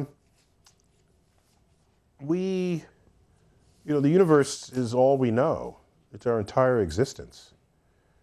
And look at what we do to, I don't know if this is still a thing to do, when you have ant farms. You ever have an ant farm and there's a little bit of sand here and there's a vessel and there are little tubes. They're the ants just doing their thing. And I don't know if they're happy or sad or they're thinking about it, but do they know they're in an ant farm? Do they have self-awareness? Do they have any idea? Do bees know that you're about to steal all of their honey? They have a world where they are pollinating plants and coming back and making honey. Do they have any idea that we created that world for them when it's a bee farm? Any idea at all? So we get to do this because we are smarter than they are, so we can outsmart them and create an environment in which we think they're happy. And therefore they do what it is they want. So we outsmart our pets, okay? We feed them and continue to feed them. That keeps them there, and we provide for them. But we do things that, because we're smarter than they are, they don't know the difference, right? So could it be that everything we know and love in this world is just for the entertainment of an alien? Is that so hard a thought to imagine? I know you don't want to think that. We want to think we have free will. We want to think that we're in charge. But are we? So yes, I don't remember what time of day. I think tweets are date stamped and time stamped, but I don't remember when I might have posted that. Well, this is an email from Michael Nutzel in Gainesville, Florida. Got a question for Neil Tyson. Are we alone? Why are there any evidence about UFOs? Why is how he phrased it. So, is there any evidence about UFOs? Why is there? So it sounds like, are we alone on Earth rather than are we alone in the universe? We're not likely alone in the universe. If you look at how common the ingredients of life how common it is, hydrogen and oxygen and nitrogen and carbon. We're made of this stuff. That's the foundations of organic chemistry, carbon-based life. This stuff is everywhere we look in the universe. And so whatever happened on Earth, it's not likely to be rare or unique, because carbon chemistry, on which life is based, is the most fertile kind of chemistry there is. And carbon is abundant across the universe. So if there's life somewhere else, it's probably based on carbon. It's a fascinating bias, but it's not an unjustified bias. And so, the universe has been around 14 billion years, plenty of time to evolve all manner of creatures out there, particularly microorganisms. We have no reason to not think of microorganisms as aliens. They don't have to have built a ship. There's just alien life on another planet. Now, have we been visited? That's a different question than whether we assert that there's life elsewhere in the universe. By the way, we have people looking for life in the universe, as well as not only any kind of life, but intelligent life. And we try to be clever about how we conduct those experiments. On Earth, what the UFO community puts forth as evidence is weak on a level that in any scientific circle would be kicked out of the lab room. You have things like eyewitness testimony. I'm sorry, this is not working, okay? No, I don't. If you walk into a conference and say, this is true because I saw it, you'll get laughed off. We're not saying you didn't see it. We're simply saying that you cannot present that as evidence for something that you want all of us to embrace. Okay? So eyewitness testimony is not something that's valued in scientific circles. I don't care what it is you're looking at. And especially if it's something that would be truly extraordinary, like visitation by aliens. I need more than your eyewitness testimony. I don't trust your eyewitness testimony if you told me the moon rose yesterday, okay? I need better data than that. I probably would trust that because it's not extraordinary, but on that level. But as your claim gets more and more extraordinary, the less confidence I'm going to place in your data-taking system that involves your eyes and brain. It is why in science we invent methods and tools of measurement to replace our senses, because we know how feeble they are, how non-representational they are of reality. Psychologists have known this ever since there's been psychology. In science, we've known it ever since we've seen the effects of this influence data. Okay, so now you take a picture of something that you don't understand. That's better than eyes. All right, now you have pictures or video. That's better, okay? So what is this? Well, it's unidentified. Right, that's what the U stands for. Unidentified. We don't know what it is. It's a mystery. Okay? Good. What do you want me to do about it? Okay, so my point here is, if you've seen a UFO, the U, just remind yourself what the U stands for. Unidentified. Once you say, I just saw a UFO, there really should just be a period at the end of that sentence.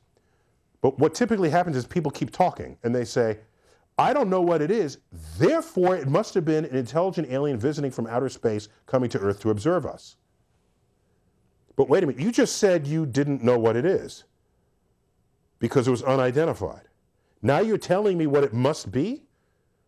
The fact that you admitted that you did not know what you were looking at precludes all the rest of this sentence that just came out of your mouth. Okay, I'm not going to stop you from trying to find the aliens.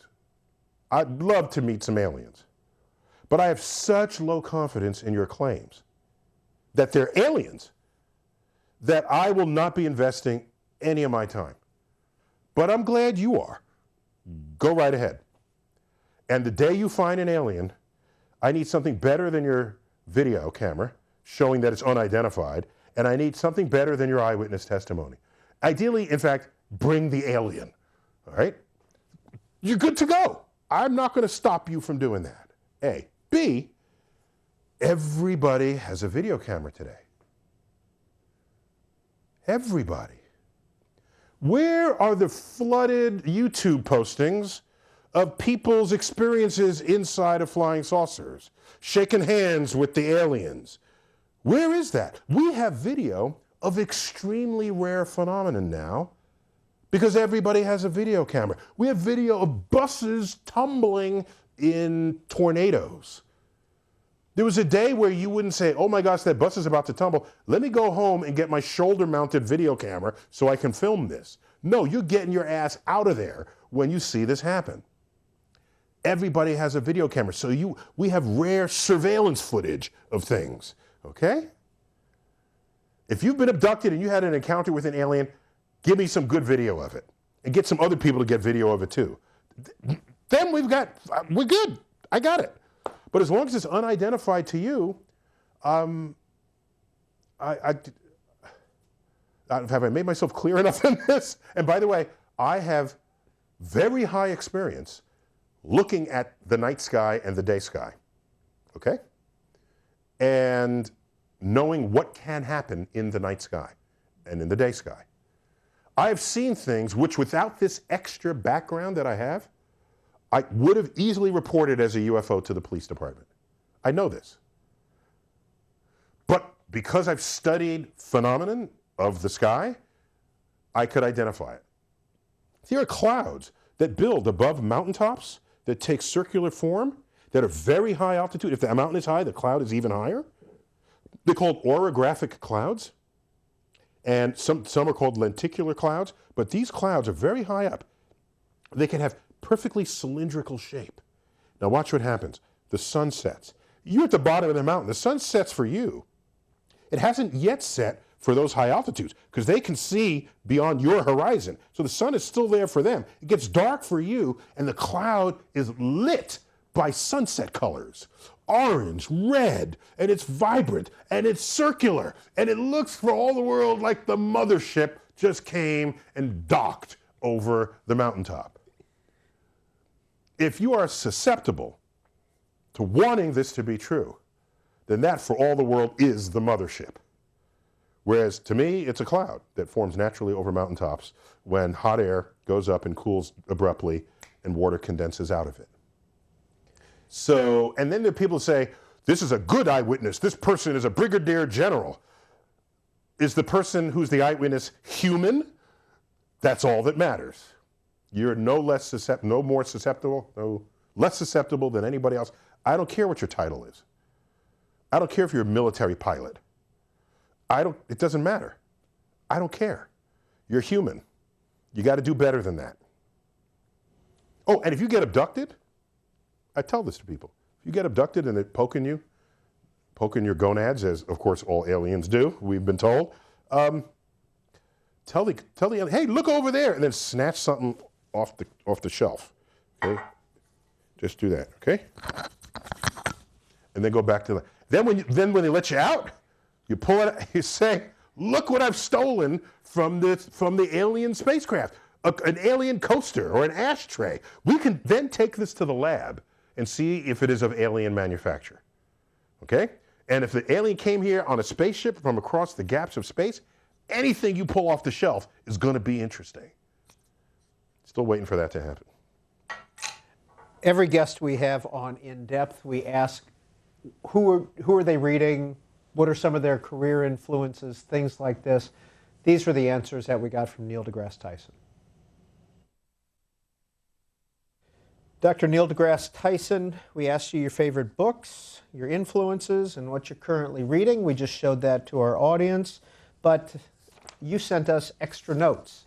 Instead of just the titles, you gave some explanations, including On the Day You Were Born, you say is one of your favorite books by Deborah Fraser.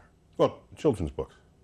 Yeah, it's a book that if I knew how to write a children's book, it's a book that I would have written, but I don't have that talent that she did. It's a very simple and beautiful account of all the things that are going on in nature in any given day of the year, but you get to read it to a child. It's a way for a child to be exposed to all the things that nature does in this world, what Earth does as a planet in orbit around the sun, what the whale is doing in the ocean, what the Arctic terns are doing. So it's a walk through nature. That has nothing to do with the baker or the politician, or those are other things that are happening on the day you were born. But nature is, excuse me, nature is what the person to whom is the child to whom you're reading this story is being exposed. And so I just think it's beautiful. And I get misty-eyed when I read it. It's just so beautiful. It's nature brought to life for someone who can't read yet on the day you were born. The book you're currently reading, Science and Humanism by Erwin Schrödinger, you call it a mid-century assessment of the role and value of science in guiding the progress of civilization. Yeah, I'd like reading through the history of how people thought, especially as it may have been influenced by the politics or culture of the time. 1950 is sort of the dawn of the Cold War, and it's obviously it's before the wall went up, but it's still, we're feeling the aftermath of the Second World War, the divide of the world's powers. And this is a scientist who was around and lived through it, made seminal contributions to quantum physics, and decided to write a little bit for the public. And that's not his first book. Well, he has several books that he's written for the public. One of them is just What is Life? And he's talking about how physics manifests in biology. And these are short books, but a friend of mine gave it to me. I saw it on his shelf. So I didn't know Schrödinger wrote this. Oh, it's there, you want to borrow it? So that happens to be right on my bookshelf at this moment. 202 is the area code if you want to participate in our conversation with Neil deGrasse Tyson this afternoon. 748-8200 if you live in the East and Central time zones. 748-8201 for those of you in the Mountain and Pacific time zones. We'll also cycle through our social media addresses so that you can contact us that way. If you can't get through on the phone lines, we've got about 50 minutes left with our guests this afternoon. And Heather in Jacksonville, Florida, you have been very patient. Please go ahead. Hi there, good afternoon, sir. It's an honor to speak with you. I have a question about your education. I just finished my bachelor's degree. I literally earned it 2 weeks ago in communications. And I'm trying to figure out, do I pursue an advanced degree? Thank you. I'm trying to figure out if I should pursue an advanced degree or should I go back and get a 4-year degree because I actually like engineering physics. So how did you figure out if you wanted to pursue an advanced degree, and how in the world did you end up paying for it? And yes, I am taking notes.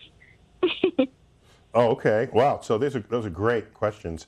So advanced degrees, especially in academic subjects, as opposed to medical, doctor, law school, that sort of thing. When I think of academic subjects, I think you have to really, really love the subject, right? Whereas in medical school, you don't have to love medical school to know that at the end you want to be a medical doctor because you have friends who are medical doctors and or an attorney. To enter academic graduate school, you have to really, really love it because you're not going to get much money. And while you're in school, and when you get out of school, you're not going to get much money. And the rewards are the act of pursuing previously undiscovered truths. In any field. Could be English literature, or history, or art, or if it's academic, and in the sciences.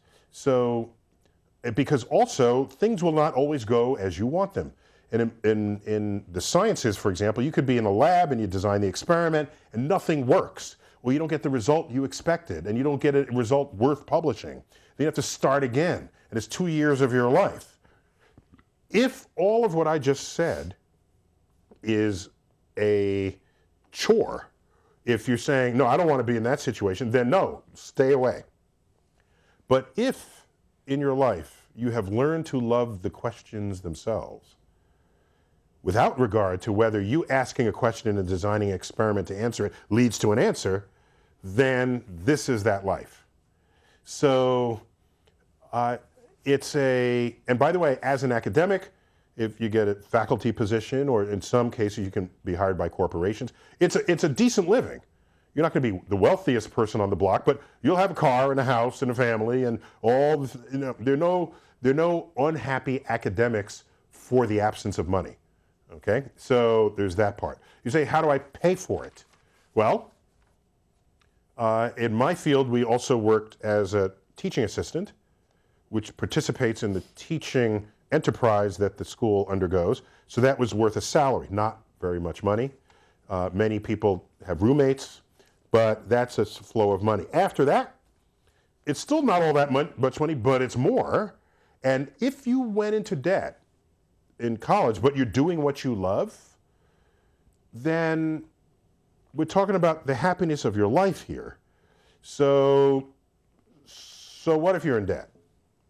That's a kind of contrarian view that most people have, to most people. But my point is, if you get to do what you love, and some debt becomes associated with it, then you pay down the debt. The debt takes you 10 years, so what? 15 years, so what? We all willingly walk into 30-year mortgages when we buy a house. Supposed to, nope, you're going into debt. Don't buy a house. You're going into debt. No, so how do we justify it? We say, well, the real estate value will be higher at the end, so this is an investment. That's what we tell ourselves. And for a lot of the time, that's true. There are obviously important exceptions to that, especially in 2008. But all right, let's look at your education as an investment. We are now investing in your enlightenment and your future happiness. Shouldn't that be worth at least carrying some debt, such as the kind of debt you'd be carrying in a home mortgage? So I was never afraid of debt. And I was in debt from college and some in graduate school. Like I said, I got some payment in graduate school. So I didn't pay off my college debt for, when would it have been? 15 years later. And as my salary kept going up, and I'm not talking about a lot of money here, I'm just talking about going up from a student money to like regular person money, all of a sudden the debt that I'd accumulated so many years earlier looked smaller and smaller. It's because I was wielding more and more money. And so, oh, they need $1,000. I remember paying $10 a month to start off paying that debt. And I got my first job, I could pay $50 a month. Then I could pay $100 a month. And so, yeah, I was investing in myself and my future. So that's my answer. And as they say, if you pick a subject to study that you're in love with, then you'll never be working for the rest of your life. You'll just be having fun. Neil deGrasse Tyson's 2000 book, The Sky Is Not the Limit, essentially his autobiography in many ways. Yeah, memoir. Yeah, memoir. Harvard, University of Texas, and Columbia.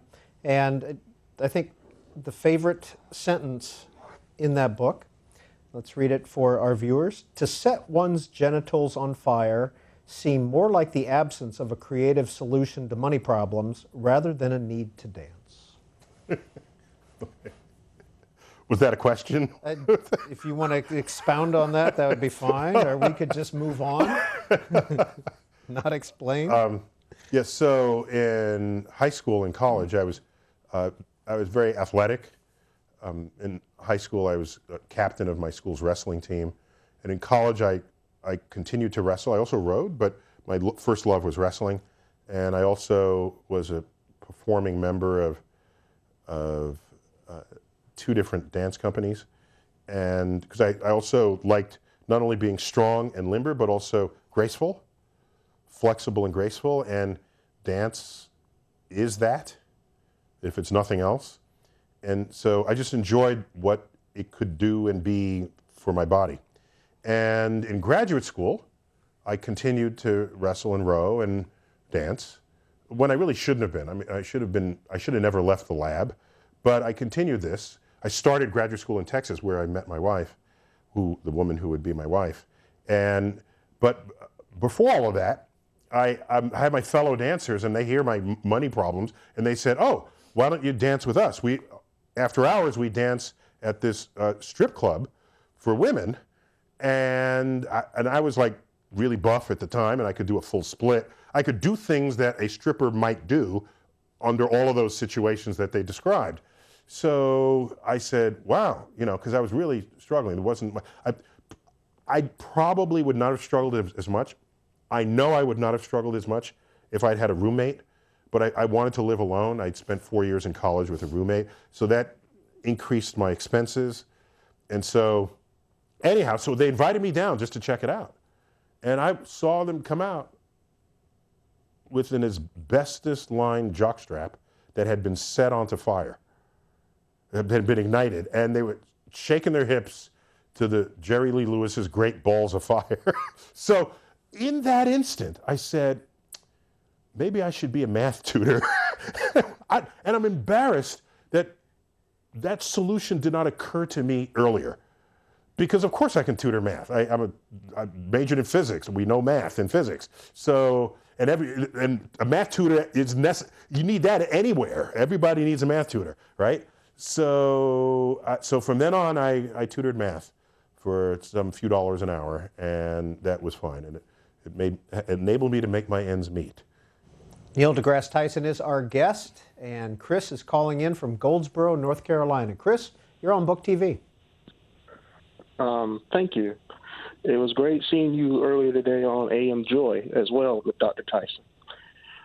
Oh, thank you. Yeah, on MSNBC.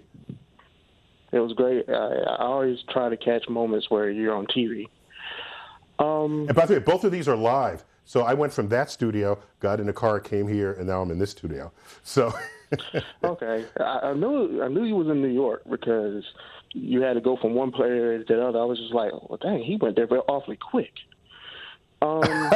No, actually, I have a wormhole, but don't tell anybody. All right, fine. They say I have things too, so hey. My first question involves what I've seen on on the series on the Science Channel called "How the Universe Works." It was one of their segments dealing with black holes. My question involves a feature that they discussed that was a possibility, and it involved the speed of matter excelling faster than light within this region of the black hole because of the force of gravity. My question relates to if these conditions were met outside of a black hole, and say, for instance, it happened near a planet or a solar system, what would be the aftermath or the effects of such an event occurring? Thank you, Chris. Yeah, so if I understand your question, you're talking about somehow accelerating mass to the speed of light or then beyond the speed of light, and what effect would that have on its environment? I think that was the question. So first of all... Yeah, and whether that's feasible to get beyond the speed of light. There is no known way, experimentally and theoretically, to accelerate a material body to the speed of light and beyond it. You can get close to it, but you're not reaching the speed of light. And that's just it's so, we joke that the speed of light is not just a good idea, it's the law. And it's not a matter of we haven't invented a way to do it yet, which was the case with the sound barrier, okay? Now consider that anyone who said we'll never go faster than sound, ever, well, except that the tip of a bullwhip, that crack that you hear, it's moving faster than sound. Not only that, we had guns at the time where the bullet emerged from the barrel, faster than sound. So for anyone to say, man will never go faster than sound, no. Just because you don't know how doesn't mean we never will, okay? It is different with regard to light. This is not an engineering limit. It is a physical limit of nature. And like I said, we've never seen it. We've tried and it's never worked, and theoretically not possible. Okay. Now, that doesn't prevent something, I'm going to take the question beyond a step. That doesn't prevent something from existing faster than light. We've hypothesized about such objects. You can't pass through the speed of light, but you can exist on the other side of this. And if you do, then you move backwards through time. And we hypothesized a particle that does this, and we call it the tachyon, from the Greek root tachios, meaning fast. So a tachometer is also a word that draws from that root. So that would be really cool if tachyons existed in this world. People have proposed experiments for how to detect them, and we've never found them. So just because it's okay in the equation doesn't mean nature has to abide by that possibility. So the fun part about tachyons is, let's say that I see that you're walking down the corridor and you slip on a banana peel and fall. And I say, oh, let me prevent that because I can send him a text to warn him about the banana peel. Okay, so before he gets there, because the tachyon will go back in time and reach you. So I send a message and I say, watch out for the banana peel. And I send off the text. 10 seconds before you get to the banana peel, you get a text. And what do you do when you get a text? You reach in your pocket, you pull out your smartphone, and you start reading it. While you are reading my text that says, watch out for the banana peel, you slip on the banana peel. But you would not have slipped on it if I didn't distract you with the text that told you to look out for the banana peel. You would have just been walking down the corridor. So that's an interesting case where the act of trying to interfere with the past created the very thing you tried to interfere with. And so there's still a lot more thinking we need to do on the frontier of time travel, but that's an example of something where an event may always be happening exactly that way, and there's nothing you can do to change it, because the act of trying to change it created the event that you tried to change. Klein Observatory tweets in, Just saw on Book TV, Neil Tyson lists Agnes Clerk as an influence. She chronicled the rise of astrophysics in a remarkable set of books. Yes. So Agnes Clerk, I have, I think, most of her books. I may just say many of her books. She wrote in the 19th century, which was a golden age of astronomical discovery. We don't think of it that way because we have much bigger telescopes today, and relativity and quantum physics, all those are 20th century discoveries. But the 19th century, if you were around at the time, you would have been celebrating how far science has come. Just keep in mind, if there's more science going on than ever before, that's a golden age for you. Never mind what happens later. In that moment, you feel like you're at the top of... I have a book, not of hers, but someone else's from 1890, that said, I wrote a book on the sun in 1895, and we've just learned so much about the sun, I had to have a new edition. It's just celebrating this like little bit of 5 years of discovery. So what she did was chronicle cosmic discovery, not only historically, from the ancients to the present, but she has books. She was a popularizer of then modern astronomy. It's before astronomy became today what we think of as astrophysics. And some of my books are kind of doing just that. I have a book called The Pluto Files, chronicling the demotion of Pluto. If she were alive today, I think she would have written that book. So I was delighted to learn that there were people who cared enough about science to then learn about it and then share it with people who have an interest in science who would not otherwise be doing that work themselves. So in math, we say she's an existence proof that this is an interesting and useful thing to do. Agnes Clerk. It was probably pronounced Clark, but it's spelled C-L-E-R-K-C-K-E, yeah, Clark. And are you familiar with Klein Observatory? No, I'm not actually. Okay. Your book... By the way, if you have a dome and a telescope, you can call it an observatory. It's an observatory. So I'm delighted to know there's an observatory I don't know about. That the more the merrier, yeah. In 2007, you wrote the book Death by Black Hole, and you quote a gentleman named Lord Kelvin, who in 1901 said, "There is nothing new to be discovered in physics now." Yeah, that was a boneheaded thing to say. And he had a certain arrogance to him, a sort of physicist's arrogance, where sort of in physics, there's no real understanding of chemistry without physics. And there's no real understanding of biology without chemistry. So physics, I think, is justifiably considered the anchoring subject of all the sciences. So, and that's a justifiable claim. The question is whether it gets to your ego as a physicist. And in his case, that's one of many examples where he's just kind of saying things that he really had no business saying. And 1901, within 4 years, special relativity would be discovered by Albert Einstein. 8 years after that, 10 years after that, the general theory of relativity would be discovered. 4 years after that, all of quantum physics would come down the pipe. So yeah, that's got to be the most embarrassing statement ever uttered by any scientist ever, who's otherwise a respected and famous scientist. And the Kelvin temperature scale is named after him, by the way. The Sky is Not the Limit came out in 2000, and Dr. Neil deGrasse Tyson wrote that the 20th century ended without us knowing the composition of 90% of the matter in the universe. Yeah, so we have finer tuned numbers on that. So there's, it's about 85% of, so let me say, it's not that we don't know what 85% of the matter is, we don't know what 85% of the gravity is. That's a strictly accurate statement. We look around the universe and we see stars and planets moving, and we add up all the gravity that should be making that happen, we get 15%.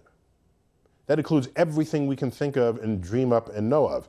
Black holes, gas clouds, stars, moons, planets. All of this added up is 15% of what is driving the gravity of the universe. Add to that, there's something that we call dark energy, which is responsible for the acceleration of the universe, and the number is even higher. So I can say with some precision, 95% of everything that is driving the universe today, which includes what we call dark matter, which I referenced in that quote, and what we call dark energy. Those combined, we can measure their existence, but we know nothing about them. They're driving 95% of what is going on in this universe. And each of those gets a full chapter in Astrophysics for People in a Hurry. I'm not going to let you get by unless you hear, know, and end up loving, respecting, if not loving, how we came to discover the greatest mysteries in my field, dark matter and dark energy. And Astrophysics for People in a Hurry is his latest book. Jess is calling in from Anaheim, California. Go ahead, Jess, we're listening. Hello? Hello. Hey, I just want to say it's a great pleasure to talk to you. I'm a huge fan of your work. Thank you. But my question, you've talked about, especially with long-distance space travel, the importance of psychology and the importance of gravity. And so I have a background in psychology, and I was just curious, thinking about things like the synaptic gap and stuff like that, would gravity, because everything that we've ever done, every experiment, every idea we've ever had has had the effect of gravity on us. So if you were in a zero-gravity environment for a long enough time, or say we populated a planet and evolved from there where there's a different gravity, would that affect the transmission of electrical and chemical signals in the brain? That's an excellent question, and I can say it's not likely, and experiments show that the answer is, in fact, no, for most things that matter. So consider the following. When you're standing up, and you have thoughts, right, and you're hungry, you love, you hate, whatever, normal sort of psycho-emotional thoughts. And gravity is pointing downwards. So now you just lay down. Now gravity is pointing out of the side of your head. And you have all those same thoughts. It's somehow your brain capacity is not deeply altered by this. Okay, so now you're still in a 1G environment, but the G is now pointing in a completely different direction. So you look at the physiologically, your veins. Why does blood circulate at all? Does it require gravity? Well, not really. Your blood circulates standing. It circulates horizontally. It circulates at any angle in between because your vessels pump on their own. So why should we think 0G, all of a sudden everything will just stop? Not only that, electromagnetic forces are 10 to the power of 40 times more powerful than gravitational forces. So all electrical synaptic phenomenon going on in your brain doesn't give a rat's ass about gravity. It is functioning completely independent of it. Now, chemically, you have chemistry going on in a liquid, let's say. Well, if the microbes are just floating around, they're kind of neutrally buoyant. They don't care about gravity either. They're floating in the water, suspended in the water. So that's if they're living, and the chemistry of molecules doesn't care either. So it's why any of this works at all under these very different conditions. Now, if you're in low gravity and you grow up in low gravity, that can affect your musculature, of course, because everything weighs less than it would on Earth. Now we bring you to Earth, that could be bad. You'll be a weakling person here on Earth unless you lifted weights to get up to this. Here's what you do on Mars. You counterweight everything to weigh as much for you on Mars as it would on Earth. Then when you come to Earth, everything weighs the same as you remember. That's the kind of thing you'd have to do. In fact, the movie that came out a few months ago, The Space Between Us, is about the first child ever born on Mars. And the child is raised there and he wants to come back to Earth. And they explore the medical problems he has. But among them, none of them is his capacity for thought. This is a first. Mark DiFilippo is another longtime C-SPAN employee with 2 sons. And this is the first time, they don't send them in for the politicians, the kids. They send them in for you. But Jack is 14 years old. Drew is 12 years old. Great age. And according to Mark, they've been having a week-long debate about masks that even took place for a half hour in the grocery store. Jack, 14, wants to know that since there is matter and antimatter, is there antimass since there is the existence of mass? Drew wants to know what mass there was at the Big Bang and what triggered it, which we've covered a little bit, but... Right. Great question. So it's not obvious on first pass that antimatter shouldn't have antimass. I mean, think about it. It has anti-everything else. It's the opposite charge. And in quantum physics, it has the opposite of other certain quantum features that are not familiar in our everyday lives, but particles live with this, like spin and angular momentum, this sort of thing. But the simplest thing to ask is, if an antiparticle has antimass, can that mean, would that mean, should that mean that it has anti-gravity? And this is an implicit consequence of the question, does it have antimass? It turns out, no, it doesn't have antimass. So, nor does it have anti-gravity. And the equations of gravity are such that it doesn't matter what your mass is made of, it will attract you no matter what. Because your mass actually drops out of the equations. And all that matters is how far away you are from me to determine how much I'm going to attract you to me. So, no, there is no negative mass. In the original equations, when they were first seen, it showed up as a negative mass. And the big question is, how do we interpret this? And it got interpreted as having negative properties in all of these other regimes, opposite properties, justifying the term antimatter. Now, where did all this come from? Matter and energy are interchangeable. Where did all the energy of the universe come from? It's a frontier of cosmic research. We got top people working on it. But otherwise, we don't know for sure. And like we said earlier, it may be embedded as part of a multiverse. But then you ask, well, where did the multiverse come from? So one of these at a time. So we don't know. We don't know. But we know that it exists, and we're describing it ever since it came into existence. Have you visited CERN? No, I've not visited. It's on my bucket list, though. It's like the largest machine in the world is the European Center for Nuclear Research, and I think that's how you parse out that acronym. They've got the largest particle accelerator in the world, the Large Hadron Collider. That's what discovered the famous God particle now 1 or 2 years ago. So yeah, it's on my list. George, Eagle, Colorado, please go ahead with your question or comment.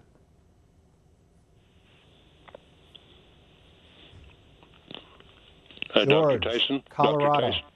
Yeah. Dr. Tyson. Yes, hello. It's a pleasure to talk to you. I have a question that's always been interesting to me. Can we ever harness gravity and use it for propulsion? That's a great question. If there's and you're right, that's been on people's minds forever. If there's a way to do it, we have yet to figure it out. And let me flesh out that question and imagine that we have some suitcase where we can harness the force of gravity or control the force of gravity so that we can either increase it or reduce it. So there's still people to this day who think that NASA has a room where you go in and you're floating, and that's the zero gravity room. But that's not the case. The closest we have to that is what we call the neutral buoyancy tank, which is NASA-ese for a big swimming pool. And astronauts working on the Hubble telescope and practicing spacewalks do it submerged in that swimming pool. It's in Houston, Texas. Russia has a counterpart to it in their sort of space center as well.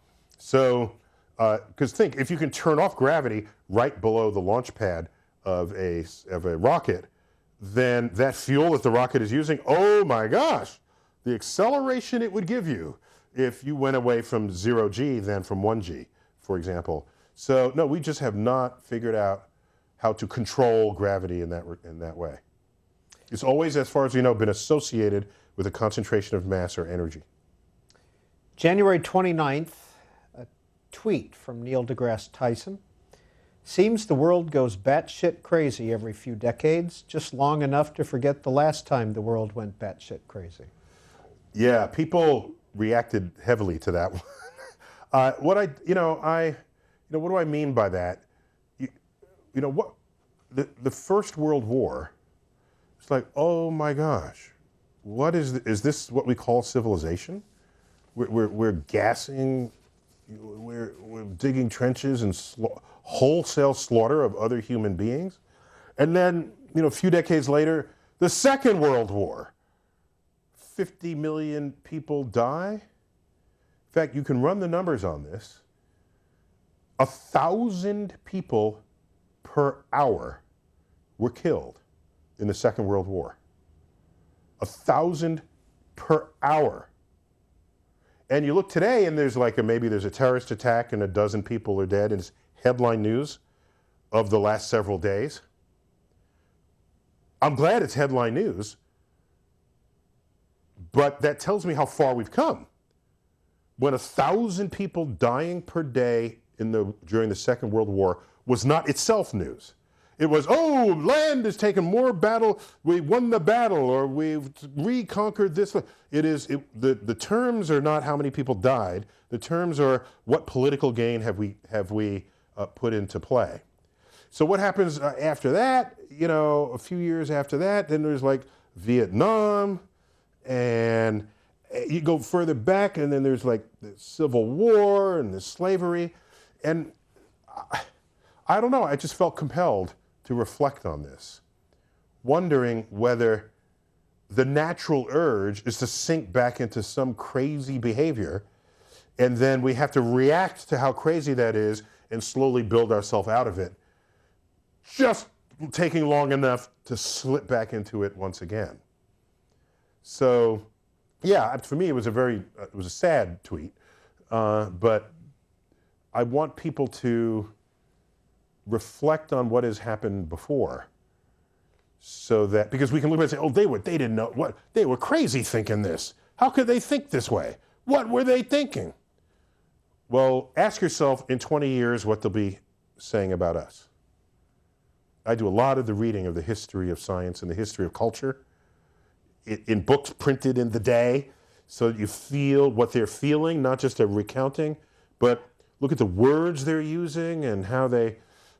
we look back at the temperance movement and the banishing of alcohol and say, they're crazy. How could they have done that? If you read op-eds of the day in newspapers and magazines and articles in the Atlantic Monthly, and it is filled with accounts of families that were torn apart by the drunken husband who comes home, and what cost this is to society. You just see the buildup. It's there.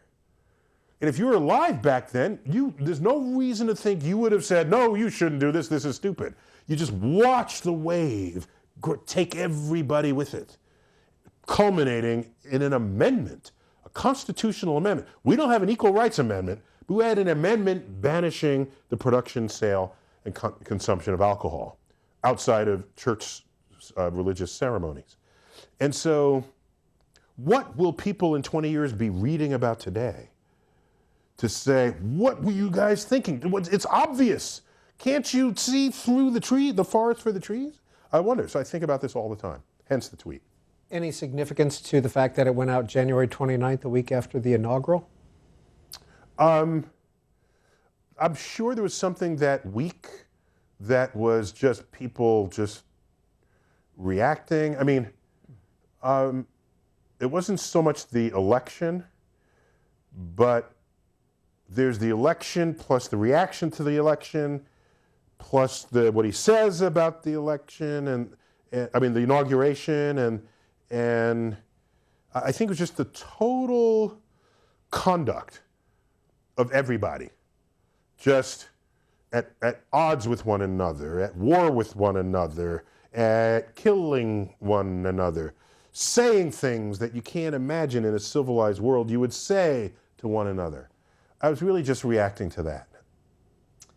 You've worked on commissions for the past two presidents, correct? I was on two White House commissions under President Bush, and President George W. Bush. And under Obama, we had met several times, but I was not on a formal advisory committee to him. And right now, under, towards the end of Obama and now into the Trump administration, I serve on a board of the Pentagon.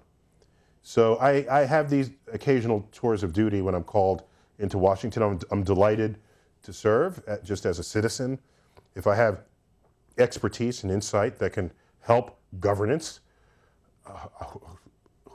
I would be irresponsible to decline such an invitation. So, and of course it's unpaid. It's not, I mean, they reimburse, food and whatever, but it's otherwise unpaid. And so it's my civic duty, because they'll never pick me for jury duty. I'm 0 for 3 on that one. So the least I can do is help the federal government make decisions when and where they need to. Just a couple minutes left with Neil deGrasse Tyson. Thomas in Tiffin, Ohio, you might be the last caller. Go ahead. Hi, Neil. I really appreciate your passion for science and your sharing it with us. I have perhaps a simple question. In failure analysis and forensic analysis, you can often point to the center of an explosion. Now, the Big Bang is sort of like an explosion. Can astronomers point to the center of that Big Bang? And what would they get from looking in that direction and looking from other directions? Thank you. Yeah, it's a great, thank you. So that's a great question. So the Big Bang explosion, so it's one thing to speak of an explosion of like a fireworks display or a bomb forensically, and then analogize it to the Big Bang. But there's a limit to where those analogies can take you. And there's a point where they fail. So because the Big Bang is an explosion, not only in space, but in time, it's a 4-dimensional explosion. There is a center to that explosion, but you don't have access to it. The center to that explosion was 14 billion years ago, when everything that exists today was in the same place at the same time. So you'd have to, so if you think of, we go back, you might have heard of this an analogy to the surface of a balloon, where we lose one dimension just so we can describe it. We lose one real dimension so we can describe it among ourselves in ways our human brain is wired to see it. So imagine our universe as the surface of a balloon, and you draw little spiral galaxies on it. And as you inflate the balloon, the distance between all galaxies grows.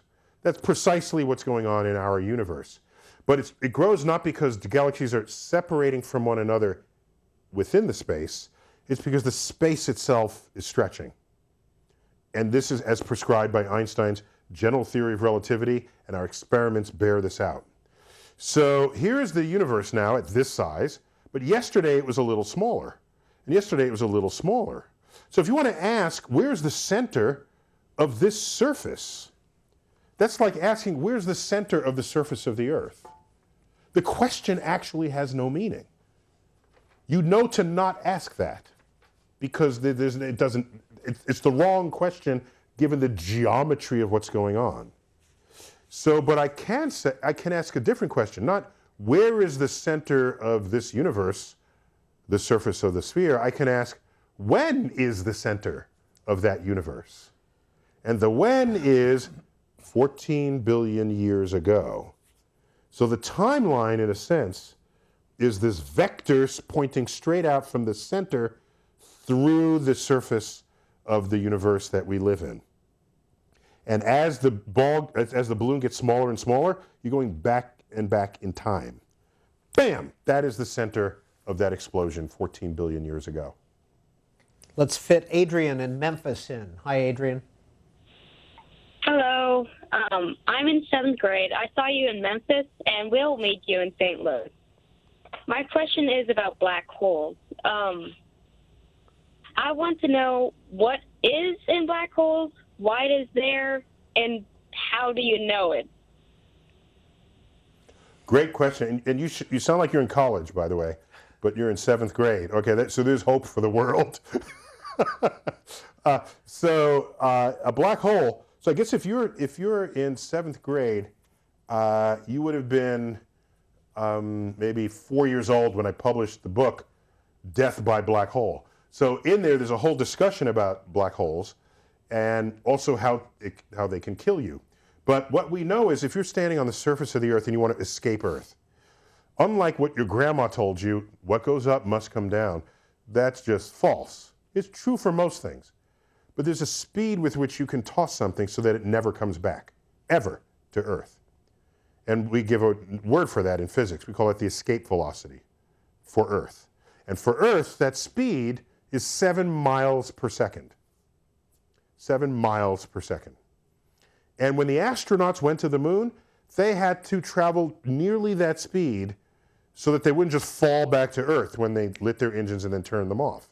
They needed to have enough speed to get to the point where the moon can then pull them in away from the Earth. So they traveled like 6.8 miles per second. But anyway, it's about 7 miles per second. You can imagine if Earth's gravity were stronger, you would need a higher escape velocity to leave and never come back. That would make sense. The sun has a higher escape velocity than Earth does. It has a stronger gravity at its surface. Well, let's continue this exercise.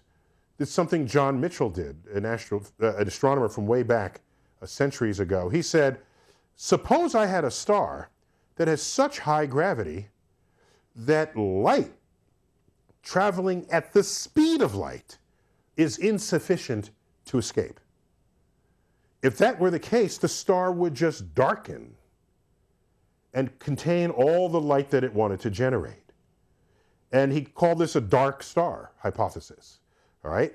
And so this, it turns out, to do the calculation correctly, requires Einstein's equations, not classical equations of Newton, which he used. It requires Einstein's equations to get the correct right answer.